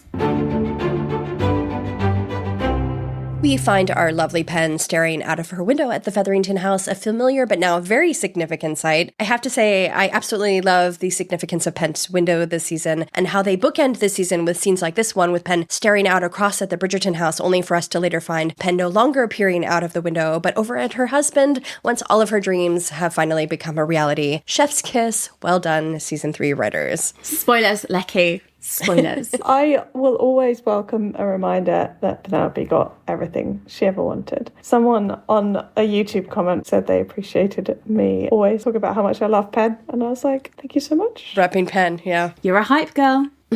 In the background of this scene, we also get our first glimpse of one Mr. Harry Dankworth, and of course, fan favorite Albion Finch. But I love right off the bat that we get a taste of what a romantic Dankworth is, as he offers to marry Prudence as many times as it takes to make her happy. He's winning her over very, very slowly. And Portia interrupts and reveals the family has benefited from an inheritance from Great Aunt Petunia, a little nod to the books, and humorously goes on to say that for all they know, Great Aunt Petunia could have been hiding jars of coins under her floorboards. This feels like a spiritual successor to the scene in season 2, where Portia makes that really derisive comment about Jen, where she's horrified at the thought of a woman reduced to running her own business, unaware that her daughter is doing the exact same bloody thing. We also receive some very compelling dialogue after this point, as Varley declares that the truth has a way of rearing its ugly head, setting the wheels in motion for a less than pleasant Lady Whistledown reveal later this season. Portia also deduces that Penelope is, quote, done with daydreaming. Aww. While Pen agrees, Colin goes on to invite Pen to daydream with him in the following episode in the lesson scene, proving that she's not quite ready to give up on him and that dream, even if she's not outwardly acknowledging it. Oh, I love this. And thus comes back the language of dreams that's followed these two clowns around for whole 2 seasons now. And, you know, we always wondered, was it going to come to anything? Had it reached its horrific crescendo in 208? But hold tight, because the significance of the dream imagery is going to pay off in the most exquisite way soon enough. And, you know, Pen's comment here really breaks my heart, because she's such a believer in love and happy endings. Yeah. And it's not just because of her storybooks like Portia thinks, but it's because of the love that she's seen in the Bridgertons and the love she's felt towards Colin. But the disaster of 208 has really forced her to try and abandon that part of her. Something that she's really going to have to grapple with throughout part 1, where she really has to confront what she wants from her life and how she moves from the world in considering what love means to her. But I need cheering up. Beans, in the words of Natasha Bedingfield, take me away, a secret place, a sweet escape. Where can we go? So we are off to the Livingston home, which was filmed at a brand new location called... Oh, so excited for this. I was thrilled when I checked the name. Go on, give it a go, babe. Squirries. I think that's kind of right. Is it like squaries? It looks like a very distorted squirrel with quarries. Squirries. Huh. We'll go with it. Okay, well, Squarey's Court. If we are incorrect, don't tell me. I'll look it up later. They're hosting a garden party, which appears to have a feather theme. There are bird cages, feathers, and stuffed birds everywhere, and I had an observation about this that I will bring up later. Oh, I've done a park run at Squarey's. Oh, have you? So you know how to say it. squaries. Yeah, you should have contributed. But the decor is very Featherington, and we can only surmise that Penelope wishes she was one of the dead birds hanging from the back of the Debling family's carriage as she spots Colin surrounded by debutantes, hair stretching to the heavens, well, some of the time because of the aforementioned reshoots. Which we will get to, because these debutantes want to know if Colin has returned to find a wife, to which Colin says, the answer may disappoint, although if there's one thing I learnt in my travels, it's to forever expect the unexpected. So it's not an open. Keep the faith, babe. I think it's cute that he's open to the possibility instead of returning completely closed off to the notion, because we all know that deep under that facade, all he really wants is to be a husband, first of all, and a father, as he had his little Freudian slip in 208. How dare you take advantage of these poor ladies, Featherington, without a father or a husband to protect them? And he wants a family of his own, to be needed, and just to know true love. Yeah. So it's going to be a few episodes before he breaks through. So for now, he's flirting away with his intermittently peacocking hair. Waiting to also be taken by surprise. I think one of the reasons I also love this episode so much is that it incorporates their season 1 and season 2 dynamics so well, because Penn and Colin always seem to sense when each other are near, and we get great shots like this where they're reacting to each other's presence. Yeah, I think that's what I love about this episode. It's a real bridging episode because they have such a different dynamic and it's a different form of storytelling in season 3. So it's nice to sort of have this where he's still oblivious and where she's still hurting and pining. It's sort of like a final little go around for the two of them. And as Penn sadly tries to accept that Colin is lost to her, she has a very awkward and sad run-in with Elle. And as Cressida saunters over to insult Penn, Elle intervenes, and to everyone's shock, except Beans's, we find out that Cressida and Elle are now the best of friends. What a dagger to the heart for our lovely Penn, who is utterly taken aback by the friendship. And it's a really sad scene, but I think it's hilarious when she slowly follows them, shuffles around. It's like, you're not that subtle, babe. Okay, wait, this is where my observation was. If you notice when Penn is looking at Cressida and Eloise, she's standing next to a big ass white peacock. And just she's just leaning against. That's where she tries to hide against it. Is that thing alive? No, it's all taxidermy. They're all dead birds. There's a bunch of dead birds, dead taxidermy birds throughout this. Is Debling there? Is he wandering around in horror? I know. I'm telling you, there's so many dead birds. He got to the front door. There was another large taxidermy albino peacock, and he's like, fuck this. He's like, I can't do this. Yeah. Then he turned around and went home. I think I've told you before that I used to work in a museum that had an entire basement floor full of taxidermy. And I used to have to spend hours in there looking at these creepy stuffed animals. Absolutely not. So I'm with you, Penn. I was probably hiding behind a polar bear more than a white peacock, but we get you, Penn. It's very apt though, because Colin's peacocking all over the place, because he's out there telling debutantes that he'd be forced to marry them if he shared even the tiniest bit of his stories with them. You don't say.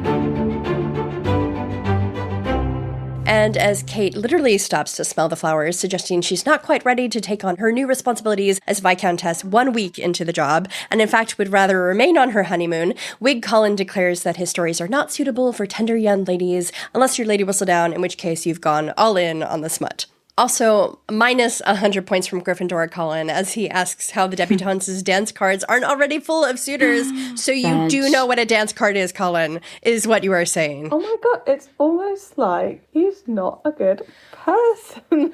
I'm going to kick you in the face, is what I'm going to do. You know he's a good person. Or to put a spin on it, it's almost like he feels that with the relationship that he has with Penn, he doesn't need to put his name on her dance card because they're just that close. That's very true. Aww. That's cute, yeah. Aww. Don't think Veg feels the same way.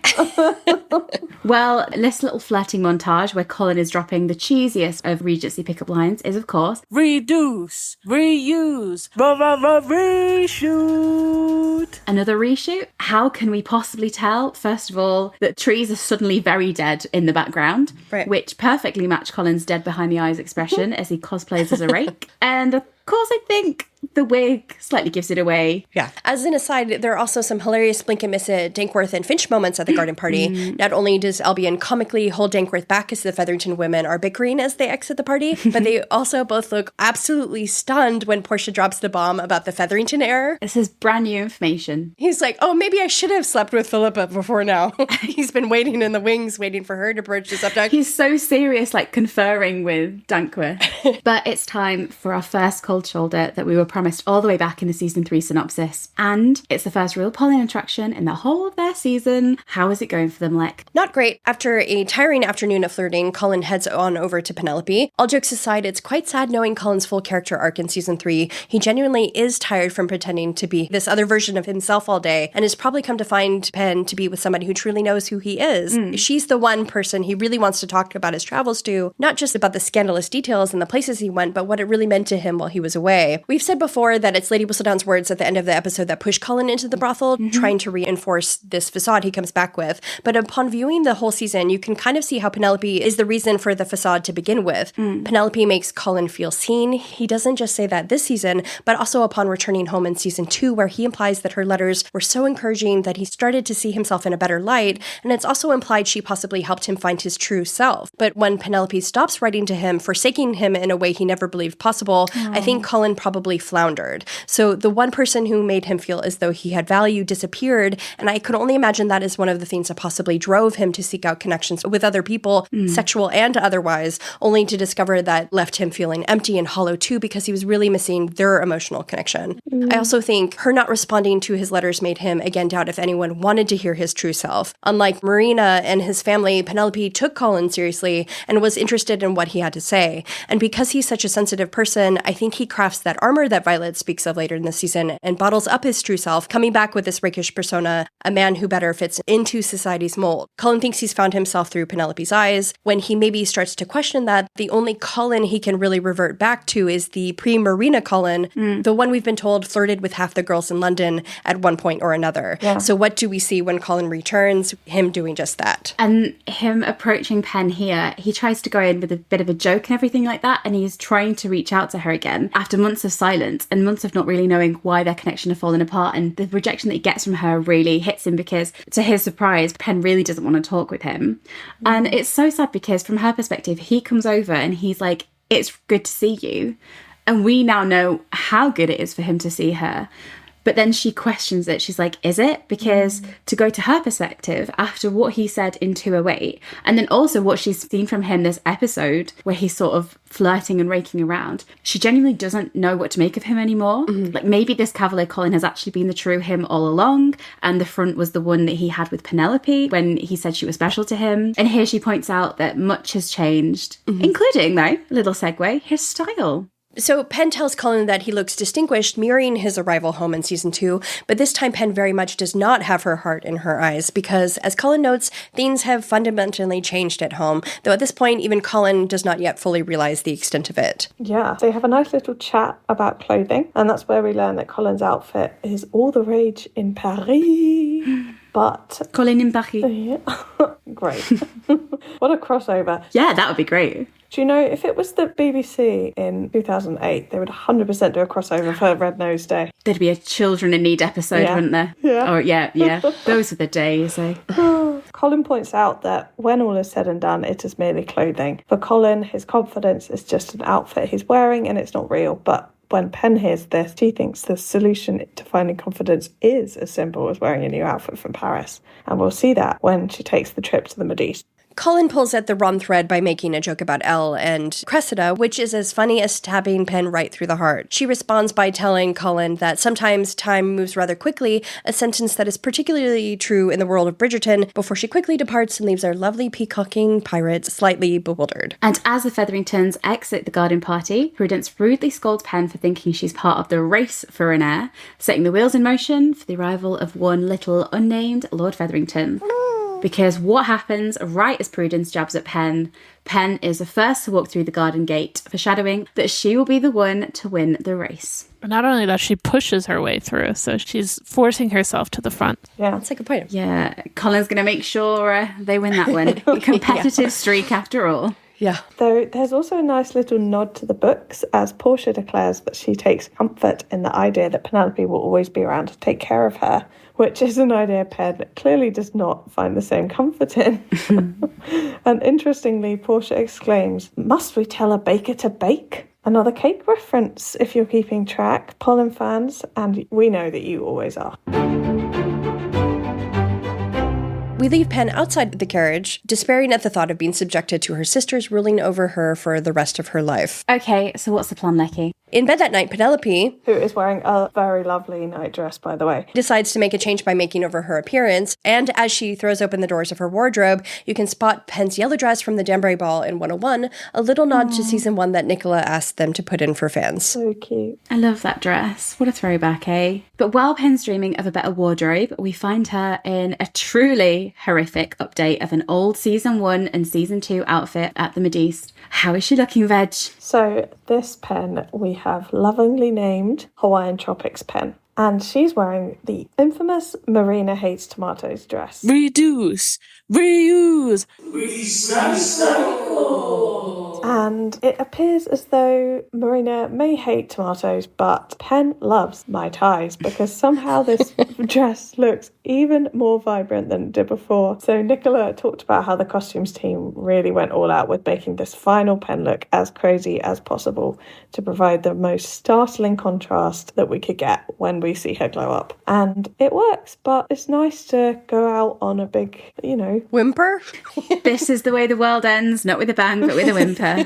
So it's respectful to her background. I think it's a celebration of colour and heritage of the Featherington family. Sure. While at the Mid-East, Pen updates Jen about her plan to find a husband this season, and Jen drapes a lilac fabric over her, a symbol of the love to come, followed by green fabric, again a combination of Pen's yellow and Colin's blue, hinting that they will find their way together eventually. And this is reinforced when Penelope tells Jen that she'd like to wear something like they are wearing in Paris. Although she gave Colin a somewhat cool reception at the Livingston Garden Party, she clearly took in everything he told her and can't resist asking to be dressed in a similar style. There is also some really interesting foreshadowing for Prudence and Philippa's arcs this season, as Pen states that she can no longer live with the most cruel but most simple people she knows, because by 308, Prudence has developed a new appreciation for her siblings and learned to be kind. Earlier this episode, Philippa also considers getting rid of all the books at the Featherington house if she wins the air race, and she goes on to say in the epilogue that she hopes her daughter becomes a writer, now clearly valuing the written word and intelligence. So again, the writing in 301 is really tight and does a great job setting up these characters and their arcs for the season. Including a good old plan. A splendid plan, you might say, because we've got it nailed down. We're finding Pen a husband. I'm on board. Do you have anyone in mind? Well, Cupid certainly does. Back at the Bridgerton house, we find Gregory aiming his bow and arrows straight at Colin's heart, a little allusion to the Eris and Psyche myth, where Colin, who Polin fans may remember has some matchmaking tendencies, as evidenced later in this episode when he offers to set up his future wife with her future husband, is struck by his own arrow. In this adaptation of the myth, however, it's Greg who lets the arrow fly straight at Colin's heart. A mini Colin, if there ever was one. So perfect. How is Colin looking, Veg? So he's not looking quite as piratey as our introduction to his character this season. Maybe the cold reception from Pen took the wind out of his sails. Oh. The emotional support girl, though, is working overtime and is accompanied with a dark suit and a golden waistcoat with a blue floral pattern. Missing Pen, are we, babe? A little hint of gold? And that's not all he has on, because the bloody ring. The Ring of Myths, the Ring of Legends. We've heard a bit of backstory for it. Do you buy into it? So Trisha Brock, the director for episode 1, sort of prompted Luke about a backstory that she imagined for the ring, where it was given to him by a Contessa who we will hear little bits about throughout part 1 as we go along, about this important figure on his travels, a slight figure of mystery who we believe was one of Colin's first sexual encounters. She gave him this ring and off he goes and wears it for the whole season. Do we buy into it? I mean, I believe it if they crafted the backstory, and it doesn't bother me that much. Because Colin plays with it during 304, doesn't he? When they're talking about the Contessa and they're talking about love and connection. I thought about this a lot, and I suppose we can dive deeper into that in that episode. But I have some thoughts about that. But it doesn't bother me that there is this backstory behind the ring, because I think maybe she helped teach him that, like, love needs to be a component in relationships, and that, women should be valued and aren't just sex objects. I don't mind it either, because I think it clearly means a lot to him, and I think it transcends the physical connection of that relationship. I think it comes to represent something to him, a sort of grounding back to who he truly is. I feel like it would make sense if the Contessa was perhaps like a widow who embarks on this sexual relationship with Colin, but all the while she is missing this connection with her husband, which was her actual love connection. And so he realizes that there is kind of like this meaning to relationships that maybe is missing from their relationship, but that he could aspire to have in the future with somebody else. And it isn't a symbol of his connection with with her, Right. it comes to be symbolic of his entire journey. Yeah. I always thought that the idea that he was with the Countess was enough to know that he was seasoned in the bedroom. Right. For Colin, it was good to have someone who was experienced, but maybe taught him that he didn't need to be so braggadocious. And so I thought that Lady Tilly was going to be, and I knew after she was described, she was probably going to be for Benedict, but I thought at the beginning, very beginning, that Lady Tilly could have been that Countess who, like, was someone that he experienced, and then maybe Benedict got involved with her, and that was the dark sex plot. We also get hints throughout this episode that may have been his only sexual experience while he was on his travels. And that he was egging the rest of it up. Exactly. Right. That's why he changes the subject when people ask about the other fun experiences he had on his travels. I think he had this one connection with this woman, and while there wasn't love there was some significance to it. It was a companionship. Yeah. And him learning. Yeah.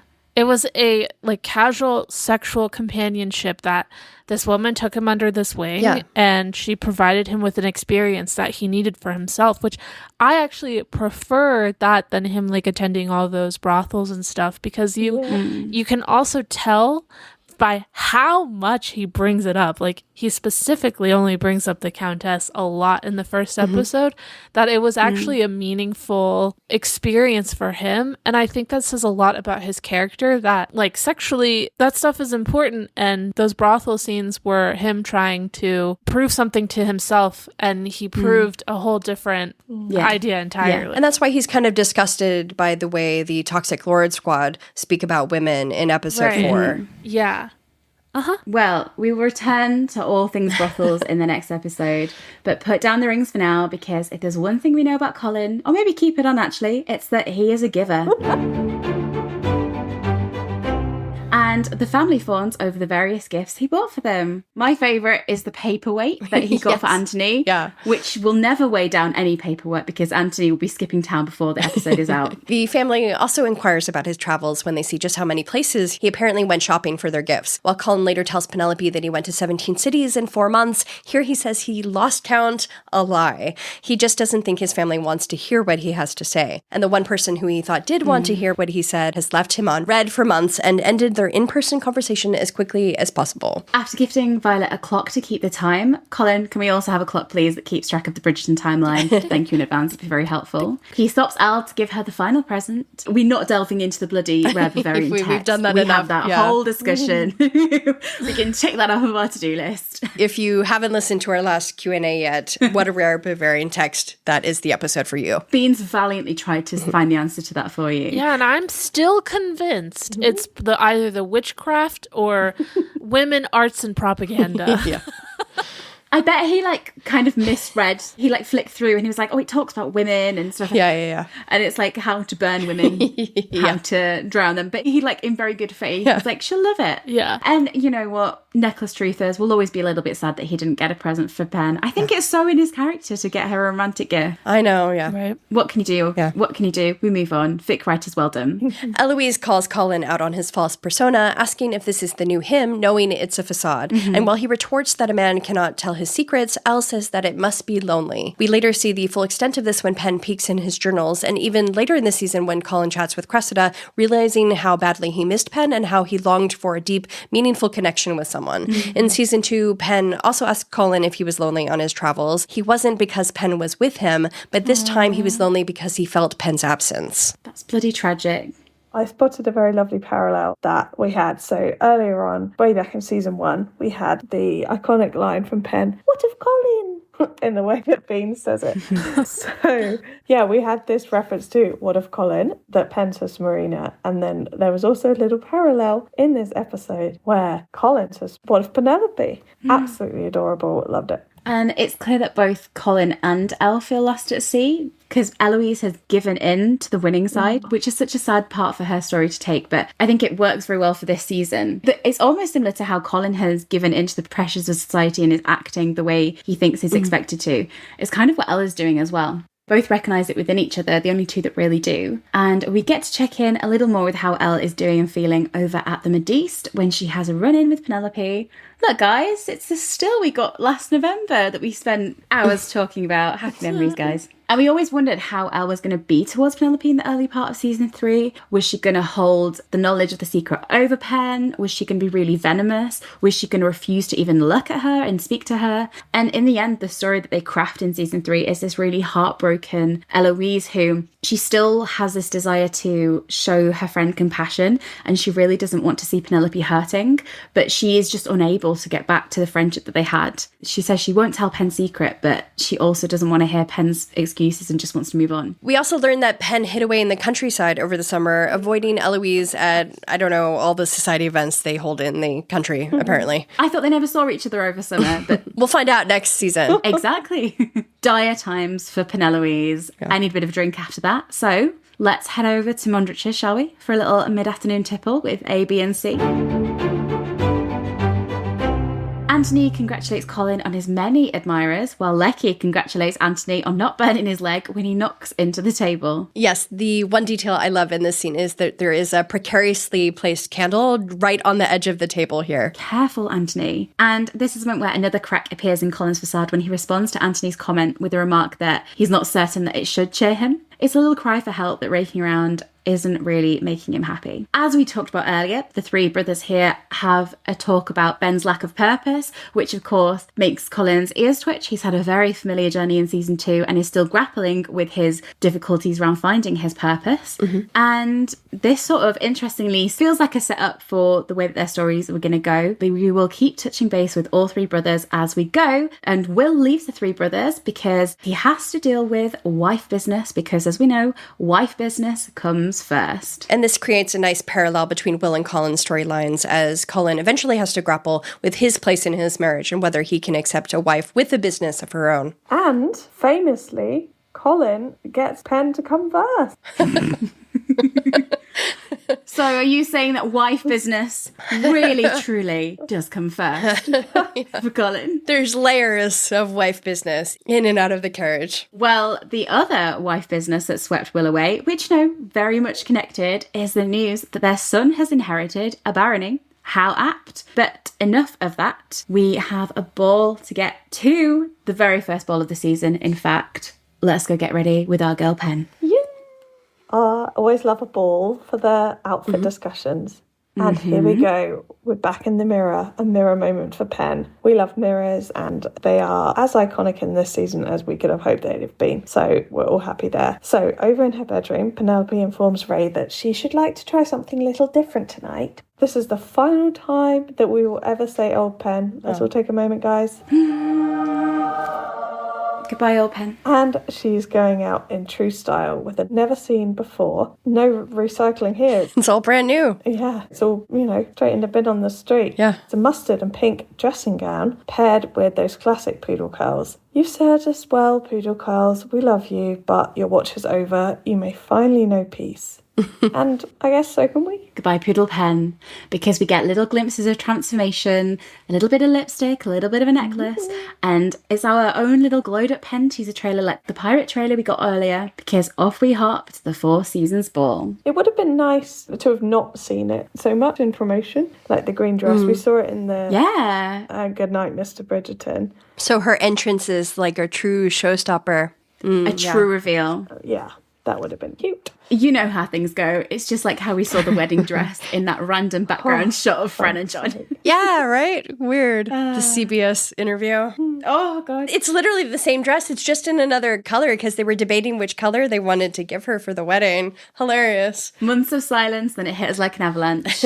Beans, where are we going, though, for our lovely ball? So, as we know, it's tradition for Lady Danbury to host the first ball of the season. And so she's gone for a lovely little theme called The 4 Seasons. In addition to the season theme, you can see Grecian design elements throughout the ball, which we've often associated with Polin all over this ball. There are Grecian statues, and there's a Grecian pattern on the edges of the dance floor. And we also have Grecian columns, though these ones have not yet started to crumble like the ones we see later at the Queen's Ball in episode 4, as Polin's relationship threatens to fracture for good. Not all that unlike Colin's mental state when he thinks he's about to lose Pen forever. And since you do mention Colin, he has turned up at the ball looking very dapper in a dark suit with a white ruffly cravat. And very nice, yes. But frankly, ironically, couldn't give less of a shit about that outfit today. And not just because I hate Colin. No, you can't say you hate Colin. I will kick you off the pod. Not hate. Hate's a strong word. Anyway, Colin showed up, but who cares? Someone else is more important. Who's that? Dun, dun, dun, dun. Pen has arrived to make her grand reveal. How is she looking, Veg?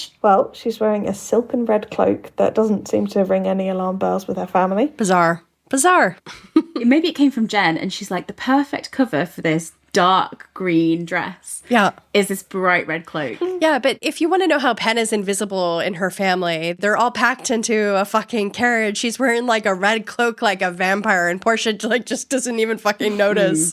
It's kind of like Dakota Fanning in the Twilight series meets Hilary Duff in a Cinderella story. Yeah, so there you go. She's wearing this cloak and she sheds it at the prompting of a footman and some clever magnets, which, do you know what? Actually, maybe magnets one of those things that have been around since like the 1200s. But this was used by customers to help remove it more smoothly. And if you're wondering how they captured that super satisfying shot of it falling away, there you go. Fucking magnets, how do they work? Oh. Sorry, that's a reference to an ICP song called Miracles, which is hilarious, by the way. So Penelope then makes her entrance to a, I guess, unexpected cover of A, B, C, D, E, F, U. I think this is one of the best uses of the covers that they had, though I almost wish we'd heard more of the song. What do you think? Didn't Jess Brownell say that they were originally playing with Kiss Me, which we'd predicted for the first kiss scene? Oh, interesting. But I think A, B, C, D, E, F, U. God, there's a lot of letters in the alphabet, isn't there? There's a lot of letters in the Bridgerton family. I think it is a really funny dig. It is, yeah. And Daphne's there like, what the fuck did I do wrong? Yeah. A song that I think would have been better here is Don't Give a Damn About My Reputation. That would have been fun. Ooh. That would have been cool. Or I Bet You Look Good on the Dance Floor. Can you imagine Pen walking into that like Colin song as well? Like,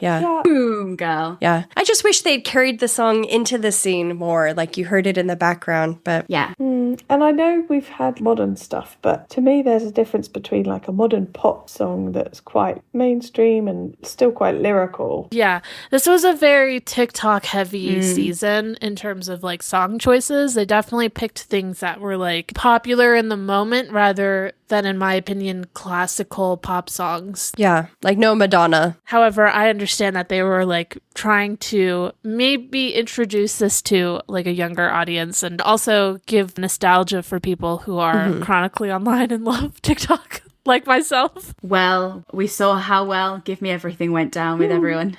Yeah, that's true. I always find some new aspect of Penelope's entrance that I love every time I rewatch this. And this time I was focused on Dankworth, who again displays his romantic tendencies by guessing that people are looking at Prudence on his arm when they first notice the extra attention. But of course, it's our dear Albion Finch who realizes the true belle of the ball is Penelope. And how is she actually looking sans Vulturi red cape, Veg?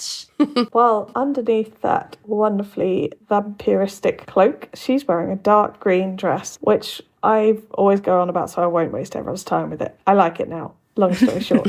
Which Portia remarks is a melancholy colour in a little nod to the books. And the costume designers said that they wanted Pen's first glow-up look to be reactionary against the colours that Portia had always forced her to wear. So she goes into the dark green with the black accessories, which is far away from the lighter yellow palettes that we've seen before. And as we will see, it doesn't really work out for her too well. So she does counterbalance this with the rest of her glow-up outfits by leaning into a slightly more delicate palette of light blues and greens, which I think we'd theorised that maybe this was her not quite getting it right just yet look. And as for her hair and makeup, Jessie and Frida, the hair and makeup team behind Penelope's looks this season, shared the inspiration for the design. And Jessie said, I wanted to go with a copper rose gold eyeshadow as it brings out the blue in her eyes, and the dress has undertones of this colour too. After playing with shapes and styles, we opted for a winged cat eye style. I wanted the skin to shine and glow as this is her moment. So a lot of layering of highlights and cream blush. And of Penelope's hairstyle, Farida added that Penelope's reveal hairstyle began as a Hollywood wave swept all over to one side. And for that point in the story, however,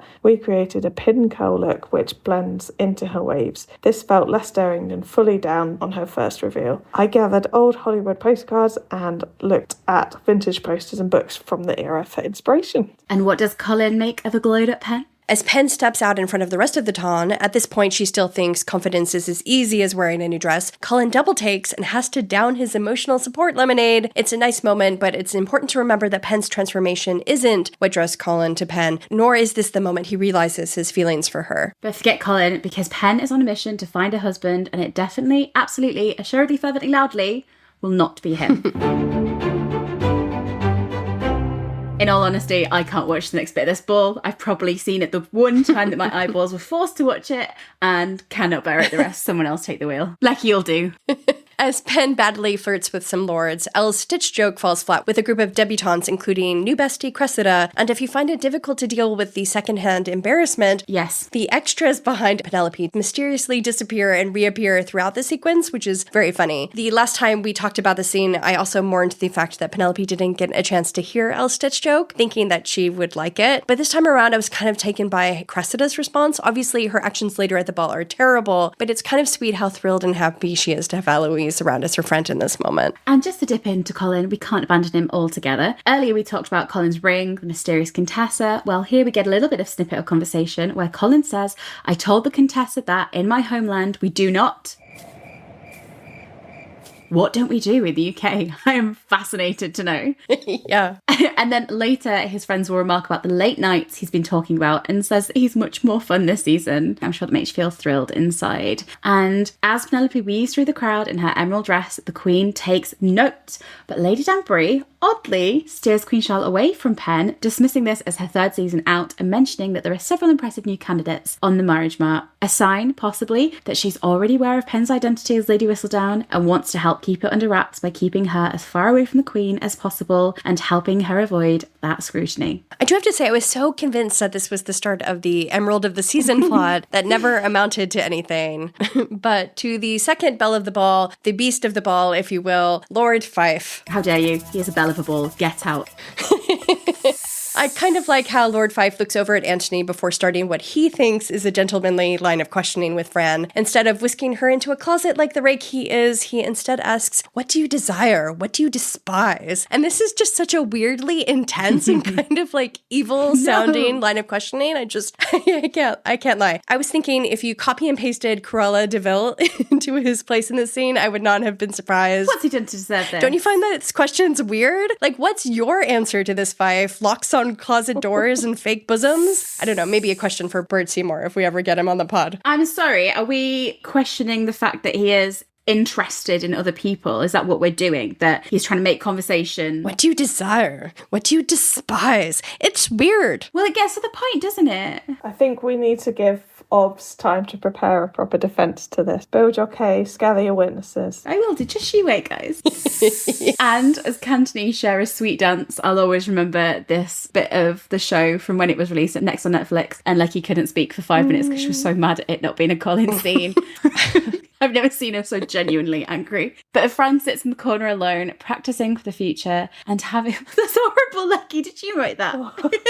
I did write that. As Fran sits alone in the corner, practicing for the future. Sorry.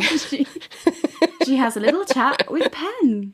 I do wish we had gotten more Fran and Pen moments later in this season, because this was a really sweet scene where they seem to connect as Pen encourages Fran to leave the wall, something Pen still cannot bring herself to do, because she's quickly realized her confidence cannot come from a change of dress, and beneath the dark green fabric, she's still struggling to overcome her wallflower ways. Also, I will say about this scene itself, it's one of the moments where I think Pen maybe realizes that her words have meaning towards other people, because after she spoke to Fran then got the courage to go out and then said the same thing back to her. Yeah. So it was kind of like this sort of realization to Pen that she isn't invisible and that people do listen to her. Oh, that's so sweet. And yeah, like it propels a bit of Fran's storyline. And it's like, you know, be the main character in your own life, Pen. And what does our girl do? Well, she decides the next course of action is to get a brain freeze. So she heads on over to the little winter stall, and who walks in very fittingly just as the brain freeze is taking over? Arctic Debling. I remember being stunned by his appearance, I have to say. We were all like, Debling at the Four Seasons Ball in episode 1? I told you guys I had a feeling he'd be at the first ball. You did say that. And nobody believed me. Yeah, that's our problem. Well, you know, when we first noticed the ice cream Arctic Debling connection during our first rewatch, Beans replied, Veg, you can do an American accent, go for it. Right, he's literally Santa. And that's why he has to go to Antarctica, because he has to go to the North Pole. I have to say Debling's introduction here is really well done. I'm always taken aback by how boldly he's flirting with her here, how he guesses that she can make someone wither. Because although she's too nervous to act like it here, he isn't wrong. We see later in this season, too, he recognizes Whistledown's tendencies in her quite a few times. And it appears Cullen is perhaps a bit worried about this as well, as you can just barely make out blurry Cullen turning toward Penn as he's speaking with Lord Stanton in the distance. Yeah, interestingly, Debling already knows exactly who she is, and miraculously for Penn, and catastrophically for Colin, she seems pretty comfortable around him, doesn't she? Not really. She's stumbling over her words. I mean, maybe this is reading too much into it, but God forbid on this podcast, fucking hell. I feel like that scene to me, because I forgot that happened, that he just like knew her. And so when I was rewatching it, especially the way that he was flirting, it made me feel that he had an initial attraction to Penn before he even was considering her for marriage. Yes. And before her glow up, maybe. Yes. Because he knew who she was and he was flirting with her and everything. That's a good point. I feel like there may have been, for this to make sense, the wither comment, there may have been a moment where he saw her sometime before this ball where he hears her make a quip or something of that nature. Yeah. Maybe to her sisters at the end of the Livingston party. He shows up and immediately turns around on his way out. He overhears Penn like making a quip to her sisters or something like that. And then he realizes that he appreciates that aspect of her personality. Yeah. By the way, having had time to rewatch and dwell on it, I also hate Debling. You hate Debling? What's Debling fucking done? I just think you hate men, and that's an issue with you and your and Psyche, babe. I wonder if, with Debling, he has spotted her before in maybe seasons past. Yeah. And the reason he's drawn to her is because he is like an outsider like me. Yeah. So he kind of has that view of her already before he's even known her. But he's also heard her because he can sense that she can make somebody wither. Awful, awful man. Maybe he sees her in the corner of a ballroom kind of rolling her eyes or something. He's had his eyes on her. Yeah. Can I go on a mini rant? Go for it. Go ahead. Okay, so he's coming up to her and he's obviously flirting with her. He pursues her, you know, once he's got to know that she's a good person and she has interests, he is pretty forward with her. He dances, tells her she's beautiful, and he makes his intentions to marry her clear and asks her mother's permission. And then suddenly he's like, oh, no, I could never love you. I'm sorry. Like, But he was never looking for a love match. I know, but like, don't flirt. I feel like he was giving mixed messages. Yeah, I get that. And then once you've proposed, basically, and Portia's told everyone, and he must know that Portia's told everyone, if Colin hadn't stuck his fingers in, like, she'd have effectively been ruined, I think. So, evil. Guys, we'll have to return to that another day. Yeah. That is a conversation from the rewatch. But we'll let it percolate in the air, you know? Fine. So could this be the man for him? No. Her. Well, what a twist. Could this be... I've definitely seen some Devlin Benedict fanfic out there. Could this be the man for her? Not if Veg has anything to do with it, and not if Cressida has anything to do with it. Or Colin. And Colin. There's a whole posse on the side waiting to ruin this relationship. Yeah. Fear not. Because over Cressida marches and tragically rips Veg's favourite dress, a blow for you, babe, out of spite/little jealousy. I also find it interesting that Cressida tells Penn that it is a pity you did not choose something sturdier, because we know that Cressida is eager to take a husband this season, but here it's obvious she set her eyes on Debling immediately. Yeah. But the sturdier comparison reminds me how the writers made a change back in the carriage with Colin's brothers, choosing to describe him as sturdy this season. So this could be a clever little moment where the writers are suggesting that Penelope should be focused on a better, sturdier option, aka the right option, Colin. Yeah. And Cressida knows what's up, though. Cressida knows. Yeah. Look, we all knew that Penn was going to fail spectacularly in episode 1. It'd been prophesized in the season synopsis, but it's still agonising to watch as she runs out of the ball in humiliation. Someone bury me, please, because I cannot deal with this level of embarrassment.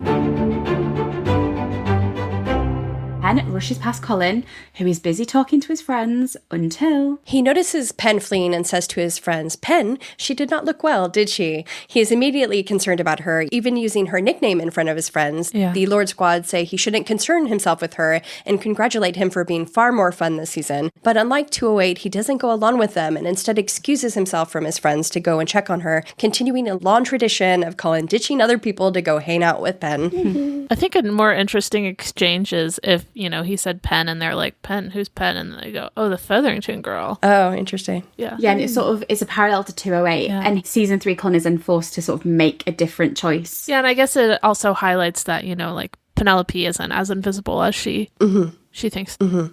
But so begins the infamous scene, Goodnight, Mr. Bridgerton.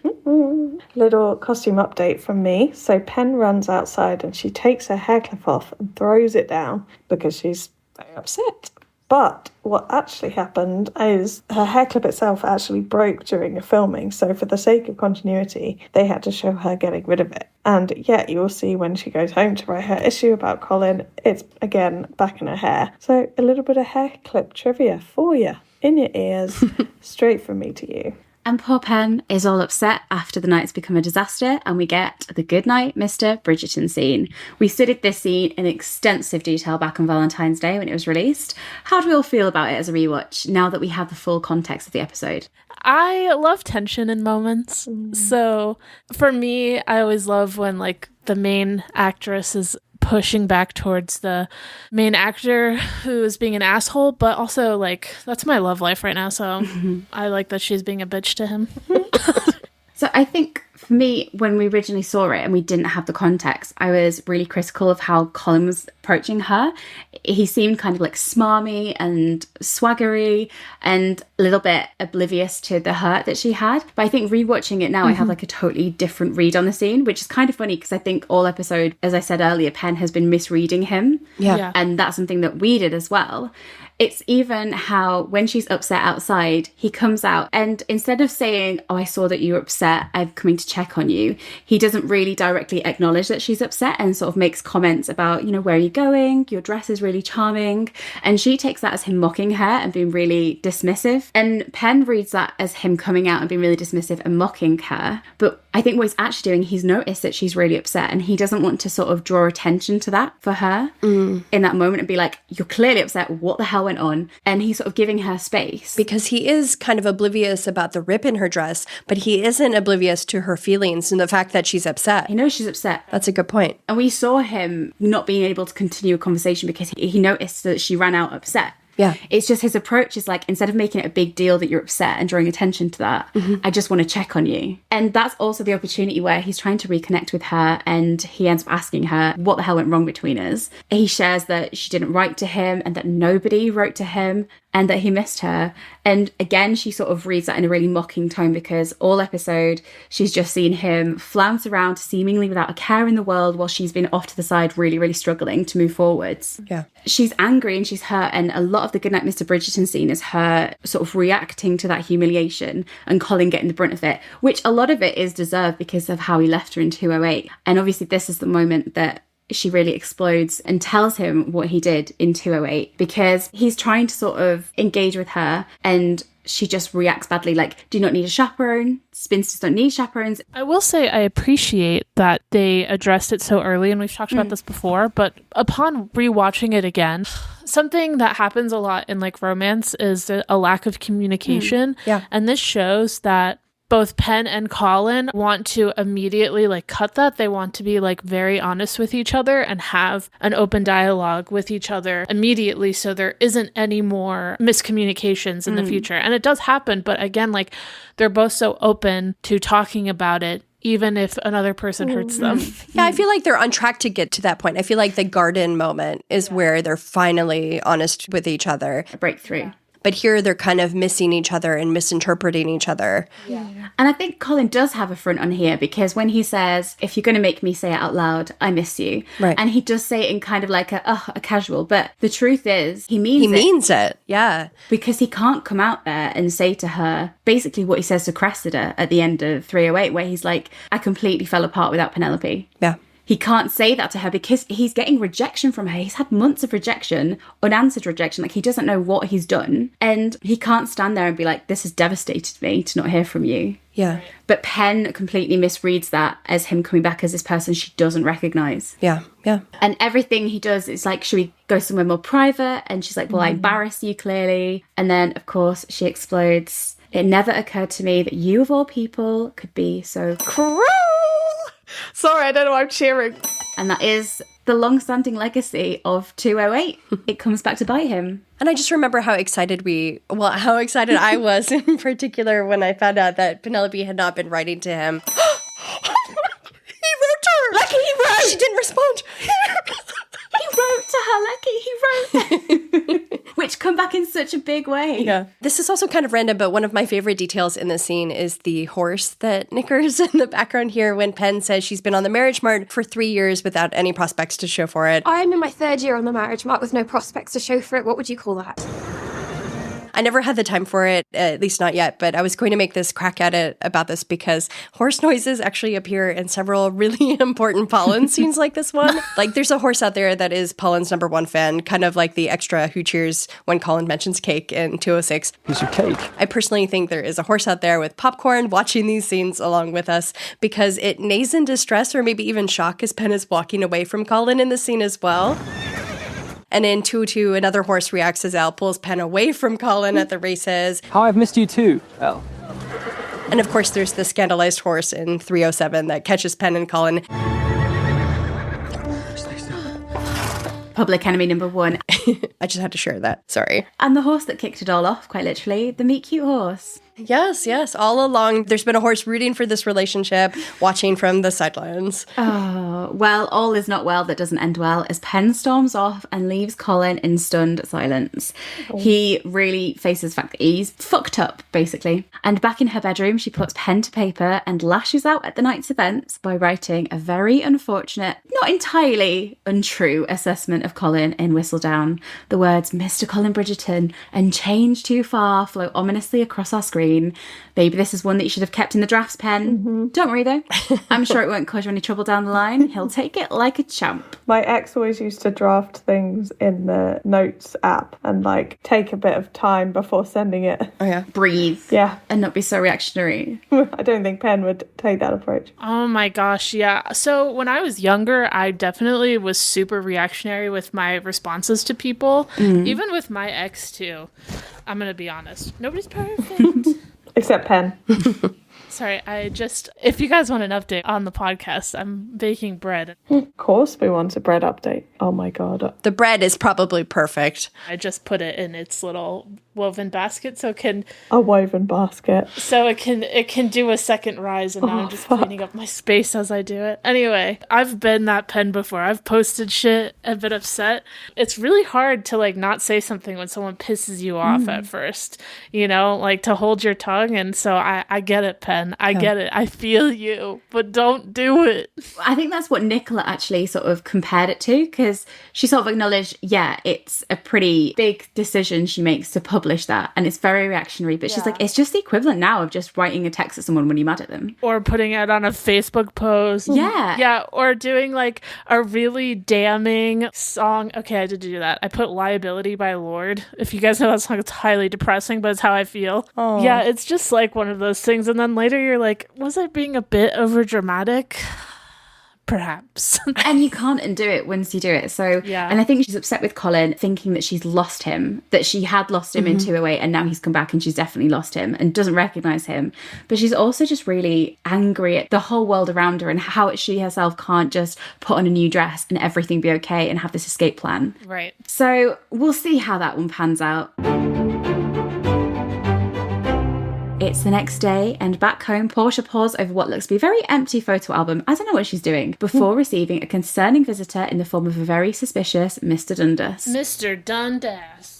We learned that the Featheringtons need to produce an heir pronto, or they risk losing the house entirely. I love his reasoning. He's like, I know that you're lying, but I also can't be really asked to do the paperwork. So if you can just, sort of... Yeah. Put down your photo album, maybe come up with a more convincing excuse. We'll consider it case closed. Or I'll just be back later. Well, let's hope there's a few harbingers of fertility knocking around in the form of a full moon and a covered-up chaise longue. We then come upon one of my favorite scenes in season 3 as we find Kate, who I may remind you is 1 week back on the job as Viscountess, struggling to deal with paperwork. And when I say struggling, she not only has to stop to stretch her writing hand, but the scene opens with her trying to find some relief in her non-dominant writing hand, which I find absolutely hilarious. She literally develops carpal tunnel syndrome and psychosomatic carpal tunnel syndrome after one sheet of A4. To be honest, absolutely same girl. I'm like, I open up like an Excel spreadsheet, I'm like, oh, that's enough for me today. Yeah, too much for me, yeah. Hilariously, there is also a very similar scene in 202 where Anthony is dealing with paperwork and stops to stretch his hand. So if you didn't know by now, the two are clearly soulmates. Thrilled for them both. Looks like that Featherington Ball really worked out a treat for them in 208. Happy ever afters. In fact, you know what? I'm having such a great time reminiscing about that evening. I feel like revisiting the scene of the crime. Featherington Garden, anyone? Let's get going. I know this is the first episode, but this is my favorite scene in season 3 by far. As we find Pen fanning herself in the garden, the subtitles hilariously say somber music playing. You know what that feeling is? What? You post that thing on Facebook or you send that text message and you're like, was I too mean? Why did I do that? Yeah. Well, Pen is going to have that moment in a little bit, don't you worry. Exactly. She is going to have a fuck it moment. And then you're like, oh shit, the consequences of my actions, they have arrived. So if that doesn't set the tone for the scene, I don't know what does. Also, Pen's furious fanning comes from this being filmed on one of the hottest days of the year. I think it was also raining during this scene, actually, though. So it may have been very hot, but also weirdly raining. That's the UK for you, mate. Yeah. How is she looking with all those layers on, veg? This is the first daytime glowed up look we get. And honestly, what a place to start. So Pen is wearing a gorgeous mint green gown. It's embroidered with intricate floral beading. And big kudos to Jen, who has finally got to grips with the idea of a bust line. Oh, she knows how to do a bust line. For Pen, I guess. She was living within the guidelines of the Featheringtons and Portia. Yeah. So true. Or she was waiting for Colin to grow up enough to lower that bust line. Yeah. She saw him come back with the wide open shirt and she's like, okay, it's time. Drop it now.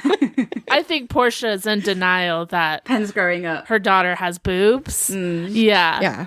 That's like me trying to convince my mum to get my first bra. To be fair, I didn't have boobs. I was like 28 AA or something. I'll take you bra shopping, veg. Don't worry, love. I have one now.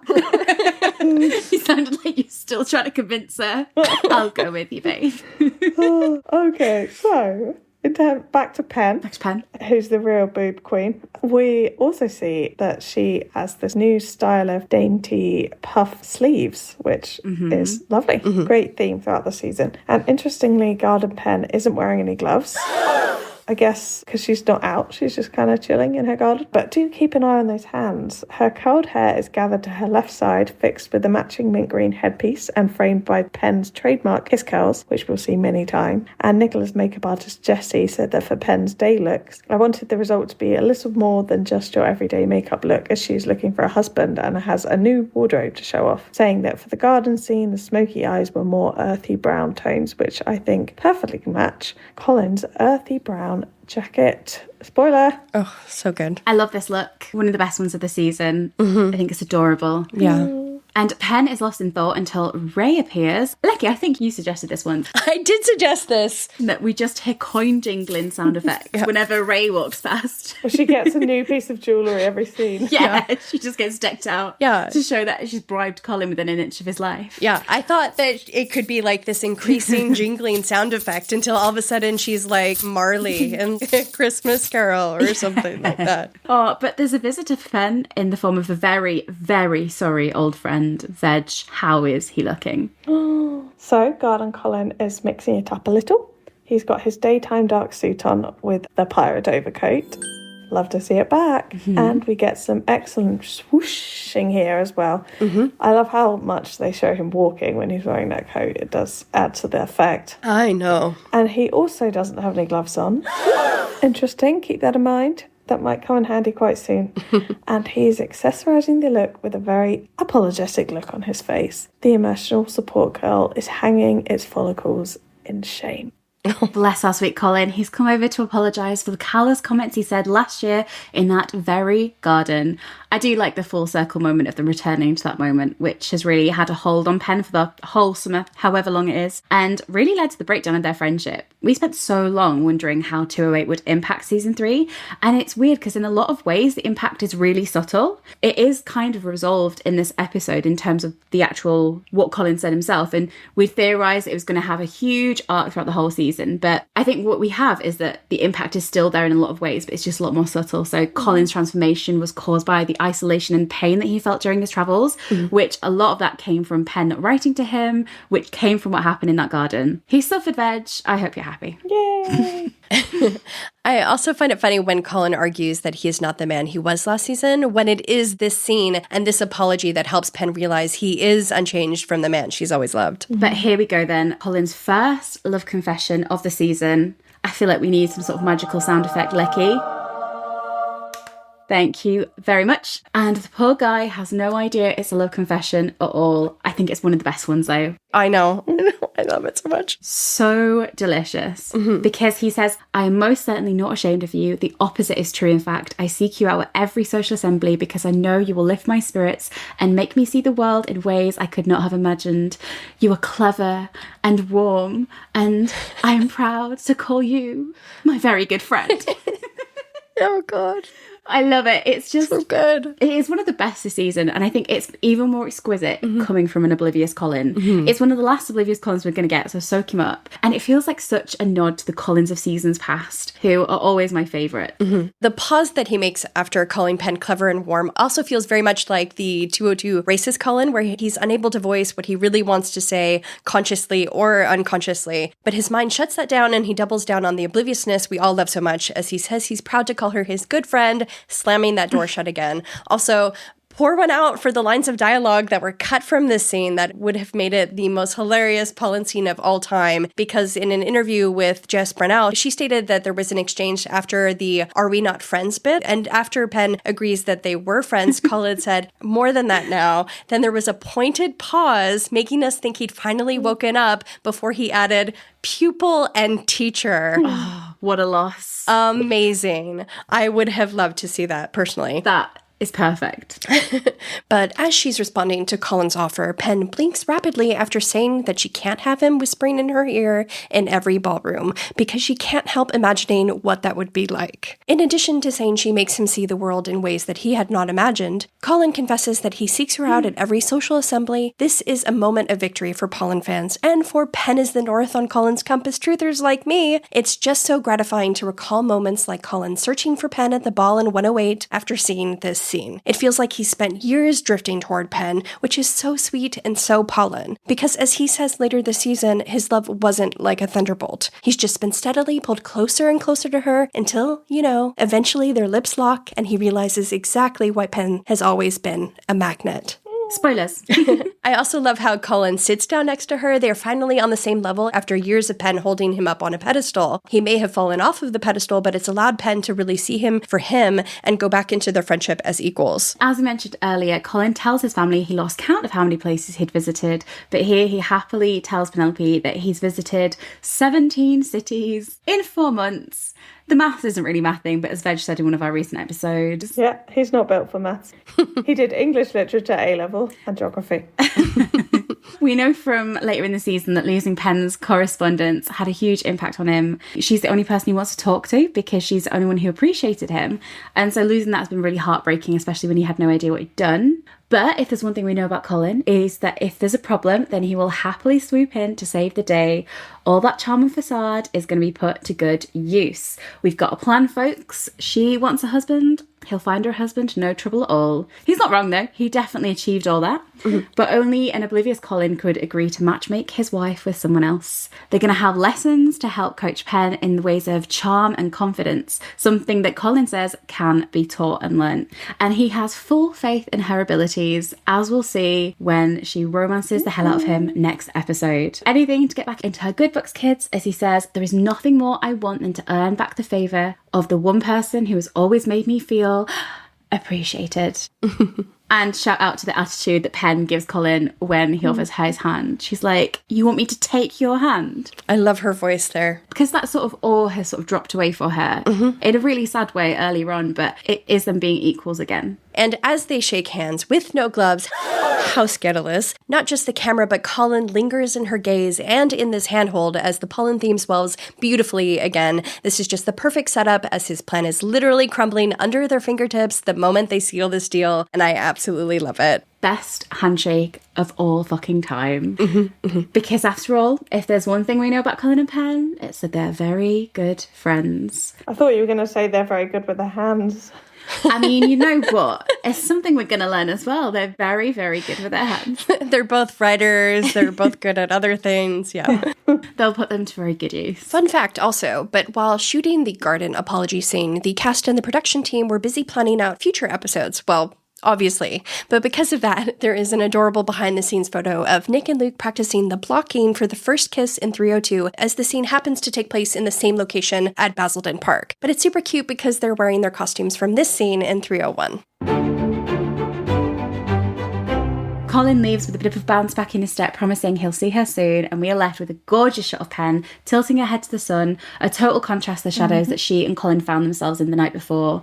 The Colin she knew is back. She can finally breathe again. In an interview with Shondaland, the director of photography, Alicia Robbins, also mentioned that they were going for an old Hollywood glam feel with the soft light that they often use on Penn, and you can definitely get that vibe in this scene as well. Interestingly, she also said that Bridgerton utilizes close-ups a bit differently, just as an aside, because the costume and hair is so important and such a big part of the show. They only occasionally do extreme close-ups, often doing medium shots like this instead, so we can see the hair and the wigs and the costuming as much as possible, which I thought was interesting. And that is the big apology scene for episode 1. We all knew it was going to come, but we thought a lot about how it was going to work out. How do you feel about this scene? Do you think it's adequate in sort of closing the book on what happened in the previous season and letting them move forward? Yes. Do you think the Penn and Louise drama makes it easy for Penn to forgive Colin? Because she kind of doesn't.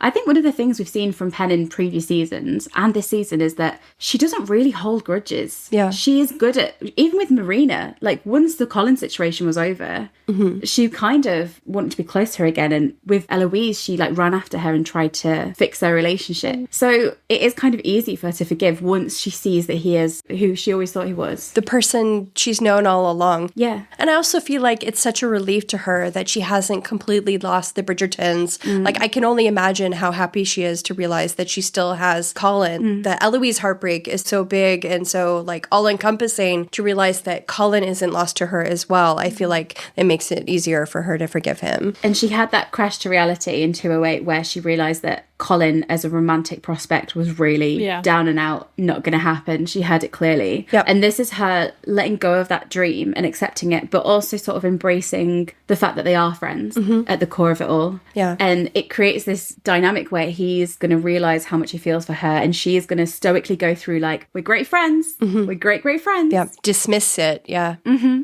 Oh, it is beautiful and I love it. And I think it does solve the problem of 208 while allowing them to move forward in a really lovely way. Yeah. Well, I say a really lovely way because we've got Penn breathing in the sunlight, finally feeling a little bit more together, but there is no rest for the wicked because there's a shout of, is that Whistledown? That echoes through the garden as we're perfectly on her face because, that is most certainly Whistledown. And as Penn suddenly remembers, to her horror, the issue she wrote the night before has been published. And this is a moment where I think with Colin then, we see it again in the carriage when they're getting engaged. She almost forgets about Whistledown for a second and just falls into the two of them. And in episode 5, we see the Whistledown come back as a really harsh, brutal reality that crashes her back down. And I think we had the same moment. She fell into this moment with Colin where it was Colin and Penn without Whistledown. And here she crashes back down to reality because she wrote the Whistledown in anger. She had a feeling that she had no idea who he was and who he'd returned as, something that she confronts him about in episode 7. But it's come at this moment where she's finally back with Colin, sees him as he is, and realises that this might not go down too well. Yeah. She runs inside and defends Colin to Philippa, who, do you think it's interesting that Philippa knows exactly where to needle Penn? She's like, "You precious Bridgertons." Yeah. Colin, ring a bell. Yeah. We speculated before this season came out that the sisters might have a clue as to what was going on between Penelope and Colin. And here we kind of receive a hint of this, though it's not really carried forward much in the rest of the season. But Pen insists that Lady Whistledown is wrong about Colin. Too late to print a retraction though, babe. Because over at Bridgerton House, we find Elle reading the issue.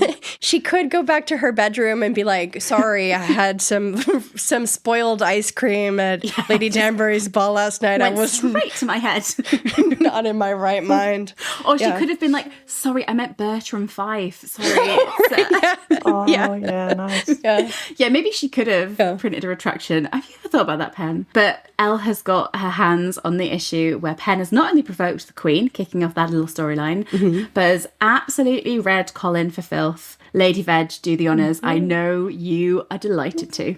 And then there are some who take the embrace of change a step too far, as with Mr. Colin Bridgerton, who seems to have embraced a new personality entirely. But one must wonder, is this new character the real him, or simply a ploy for attention? And does Mr. Bridgerton even know? That's such a big blow because he doesn't know. He doesn't know, yeah. He has no idea and he's completely lost. Yeah. And he has been completely and utterly called out. Yeah. Luke plays this so well. None of us were really looking forward to seeing the angry Colin of the books, but this angry Colin is just absolute perfection. His delivery is so great. And I also just really love the playful way that Claudia and Luke carry out the scene at the beginning where they're kind of reacting and she's trying to hide the Lady Whistledown issue from him. Yeah, like, do. But this is such great setup for everything to come. And it really reminds us of why it's going to cut Colin so much, because this assessment really cuts him. And then to find out later that it's Pen. Just a quick question. What does Elle think Pen is motivated by when she's writing about Colin? Because she knows it's Pen. Or is she just like, fair assessment? We didn't really address it that much, but Eloise doesn't realize that Pen likes Colin, right? Yeah. And so for her, I wonder if it's just maybe she thinks that Pen knows she can't write about Eloise because Eloise would say something. So maybe she thinks that Pen is saying something about Colin because she's lashing out at Eloise, like trying to get at Eloise. And I don't want people to think that, I think Eloise is a terrible person or anything. Yeah. And she handles this very delicately, going in the scene between the two. I've defended Eloise because originally when the first greetings came out, people said that Eloise was very annoying, and I don't think she was at all. No, I didn't get that either. No, I think because Eloise is not aware of Pen's feelings and because of what had just happened, and since they had that meeting in the Modiste and everything with Cressida as well, I think she thinks that maybe perhaps Pen is maybe lashing at Eloise in a less, upfront manner, you know? I feel like this is another really good example of the fact that Eloise doesn't really pay attention to Penelope, and she often projects her own feelings and ideas onto Penelope because Eloise recognizes that Colin isn't being himself. Right. So she would probably realizes, oh, you know what, Penelope probably noticed too, without really thinking of Pen's motives behind writing that, besides that this is maybe reinforcing her perception that Penelope is this evil Lady Whistledown character that she remembers from 208 who avoided her all summer, who doesn't seem all that repentant about being Lady Whistledown. Maybe Colin's attitude annoyed her that much that she was like, you know what, I'm glad that Lady You needed calling out. Yeah, I feel like she's hesitant to share it with him because it is really hurtful, but she realizes that it is the truth, and that if she noticed it, other people likely did as well. Though in reality, I don't think the Ton would have noticed that he's being this fake person. Eloise does. But Eloise noticed it, so she doesn't question that someone else would have noticed it as well. It's that bit in 307 where he's like, you knew that it's on the stairs where he's like, you knew that it was Penelope. Yeah. After everything she wrote about me, and she's like, yeah, that wasn't so good. But she's so she's like, everything she wrote about me, and she's like, oh yeah, what she wrote about you, it wasn't the best. It wasn't wrong, but wasn't the best. Yeah. Compare Eloise political radicals thing, which was so quickly swept under the rug and was such a nothing burger compared to Colin completely being called out and humiliated at the beginning of the season. But even even then, like, this just, again, goes to show just how little the Bridgertons actually suffer. I mean, they suffer relatively, but, like, there have been very damning things that have been written about them, but it just gets brushed aside. And he's a man. He'll bounce back. Yeah. Even next episode, nobody makes fun of Cullen, and they're not like, oh, were you being yourself? Or you, oh, hey, Mr. Bridgerton, are you trying to get more attention? No, the girls are flocking to him at the ball. Right. And the reason is because he's a Bridgerton. Yeah, because he's a Bridgerton, and also because they even said it in the first episode, you're much more fun than you were last season. And so I think people, they know that he's being different because they've already addressed it. So Colin knows as well. Literally, when they were at the ball, they were like, oh, you're so much more fun than you were last season. And I think if I heard that, I would have been like, what the fuck are you guys talking about me for? Like, what the hell? But this was a direct call out. But it's a good point what you just said, Beans, because the Ton do recognise that he's changed. And they're like, big improvement. Exactly. And so they're like, great. Yeah. Where it's only really Penn and Eloise who see that it's not a change for the good, as in it's not truthfully him. Whereas everyone's like, you're super hot, you're super charming, you're super rakish. Right. You come back with all these sort of details. What a cool guy. Yeah. And to add on to that, I think it adds to the superficiality of the Ton itself. Yeah. They don't care that he's acting different. This was a call out to his ego, so he's going to be hurt more by it than the Ton really gives a shit, because they're like, yeah, he is different, but he's hot and he's more fun to talk to now, so we don't care. And that's just kind of goes to show that's like, they didn't like him for, you know, his interest before, which is something that Colin has always been so fearful of. And now it's like, they like him only for the facade that he has, but he can't keep the facade up. But I do like your point that it just shows that the Bridgertons are kind of isolated even from scandals that are shared in Lady Whistledown, because if it was about anybody else, that probably would be carried through the rest of the season, where they would be like an outcast or made fun of or something like that. But with the Bridgertons, it's just completely written off. No one really cares by the next social event. Yeah. But you know who does care? Colin. But I like how Elga is between the two, because she's looking out for Penn and Colin. Yeah. And she could use this as an opportunity to turn him against Lady Whistledown, but she doesn't really. And Colin can't accept, like you say, Beans, that it's such a blow to his ego and his sense of self, which is incredibly fragile at the minute. And so he's like, Miss Thompson, I mean Lady Crane. And he's like, what she did to you as this cover for his anger. And we know what has hit so deep about his words that he feels so exposed and lost by it. But he can't admit that to himself. He can't admit that to everyone else. Right. So he's like, Whistledown can write whatever she wants about me. I don't care. I'm bulletproof. But Marina and Eloise, he usually has a gentle, sweet in nature. But I warn you, Lady Whistledown, you may go too far. Lecky, do you know that's from? No, what? It's the importance of being earnest. We'll see if any of the listeners pick it up. That entire line. Oh my God, I love the importance of being earnest. That entire line is taken from it. There was an entire summer. I watched it like every day, the DVD with Colin Firth and Rupert Everett. That one's really good. Go see it. You may go too far. But he declares that he will never forgive her for what she did last season. As Elle carefully asks if he knows who she is, he then says he does not. But if he ever finds out, I will make sure it is her life that is ruined. Penelope. And ruin her he most certainly and thoroughly will do, in many creative ways, in many creative circumstances and surfaces, which we're all going to appreciate. Well done, Colin. We can't wait to see your achievements in future episodes. He showed real commitment to his cause. And on that ominous note, with excellent coat swooshing once again, ends Out of the Shadows. What a bloody great episode. What a bloody great ending. Guys, we did it. We made it. Through spider bites, through internet issues, through yeastings. Heartbreak. Okay, guys.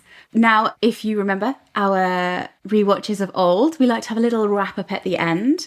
How do we all feel? A great episode, I feel. A great way to kick off the season. Yeah, for sure. Yeah, rewatching it through my tears because I was upset. It gave me that same Bridgerton charm of the past few seasons. And so it was very like lighthearted. It was exciting. There was a family in there. Yeah, I still felt that excitement from this first episode because it felt like very true to what Bridgerton was and is, you know? And so it was a very well written, very well directed, I think, first episode. Yeah, exactly.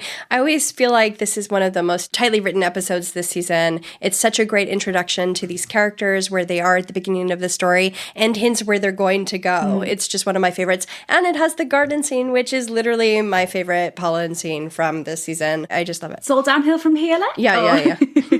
No. Vegetable. Yeah, big fan. Like being said, quite like classic Bridgerton. Bit of misunderstandings here, bit of fun there. Good. It was reminiscent of the first season where everything was so big. And bright and playful. And Oh, that's a good point. Yes. Yeah.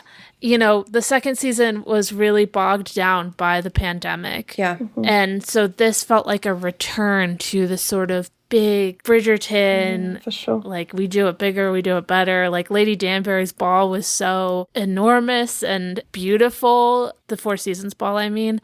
And so, yeah, it just felt kind of like a return to the sort of festivities and just how big the first season was. yeah, the scale. Yeah. Well, over here, during our rewatches, we like to finish things up by Lecky leading the way on our whistle ups and whistle downs of the episode. Yes. So these are our favorite and least favorite moments of the episode. So my whistle up, of course, is the garden scene, the apology that is a love confession. Perfection. Perfect. That handshake, everything. Yep. Wish you whistle down, babe. My whistle down, probably Cressida stepping on Pen's dress. Oh, mine is the flirting. I cannot watch it. Pen being really awkward. Oh, yeah. Burn me alive, please. And our bow rating, like, do you want to reacquaint us with the slightly strange rating system we have? So our bow rating, just as a reminder, if you haven't listened to our season 1 and season 2 rewatches, we rate out of 12 bows, with 0 being the best and 12 being the worst. This, of course, is a reference to the costume that Penelope wears in 202 to Lady Danbury's soiree, covered in bows in her hair, and she's got like a giant bow on the back of her dress. So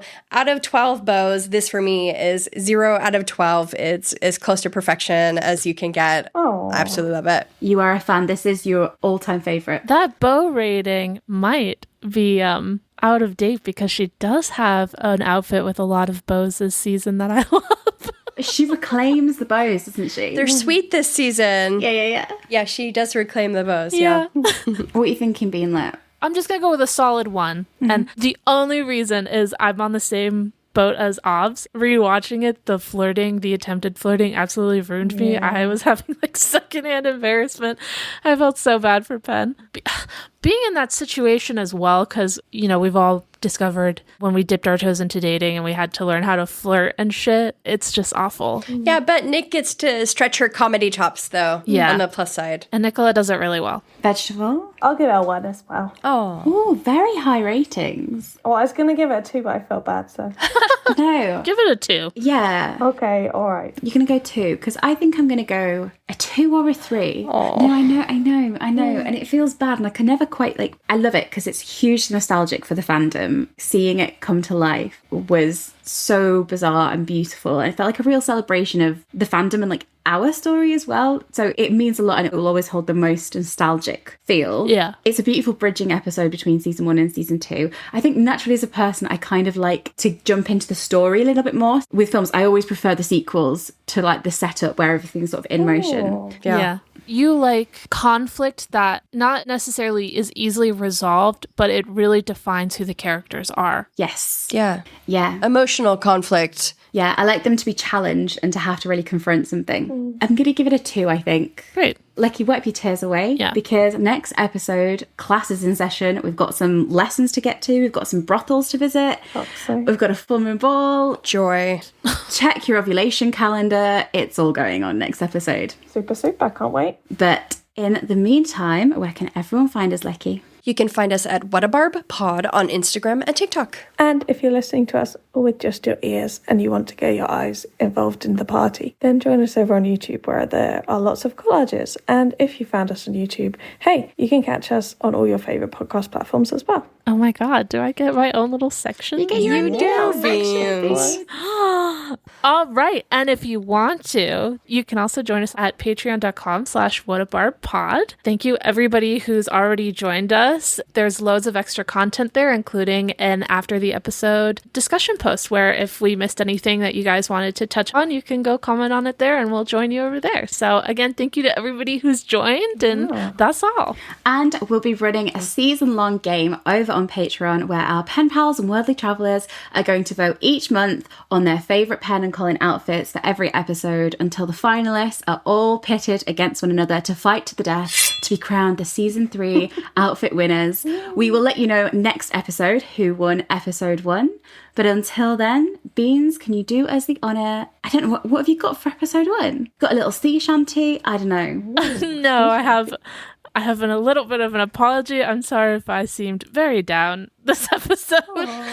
And I know this episode's going to be split up into probably a couple episodes, maybe 1 or 2. I don't know, she might be just 1. Okay, maybe it's just 1. So in whatever episode is not talking about episode 1, I will try to be of higher spirits. Anyway, the only song I have stuck in my head, because I've already talked about it, is I'm a liability.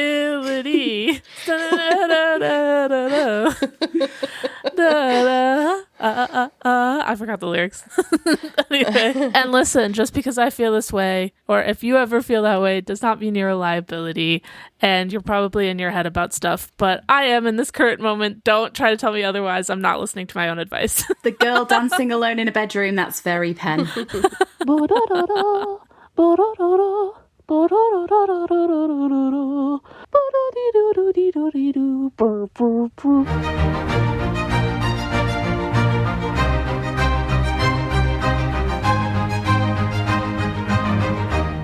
Das violin. Do do do do.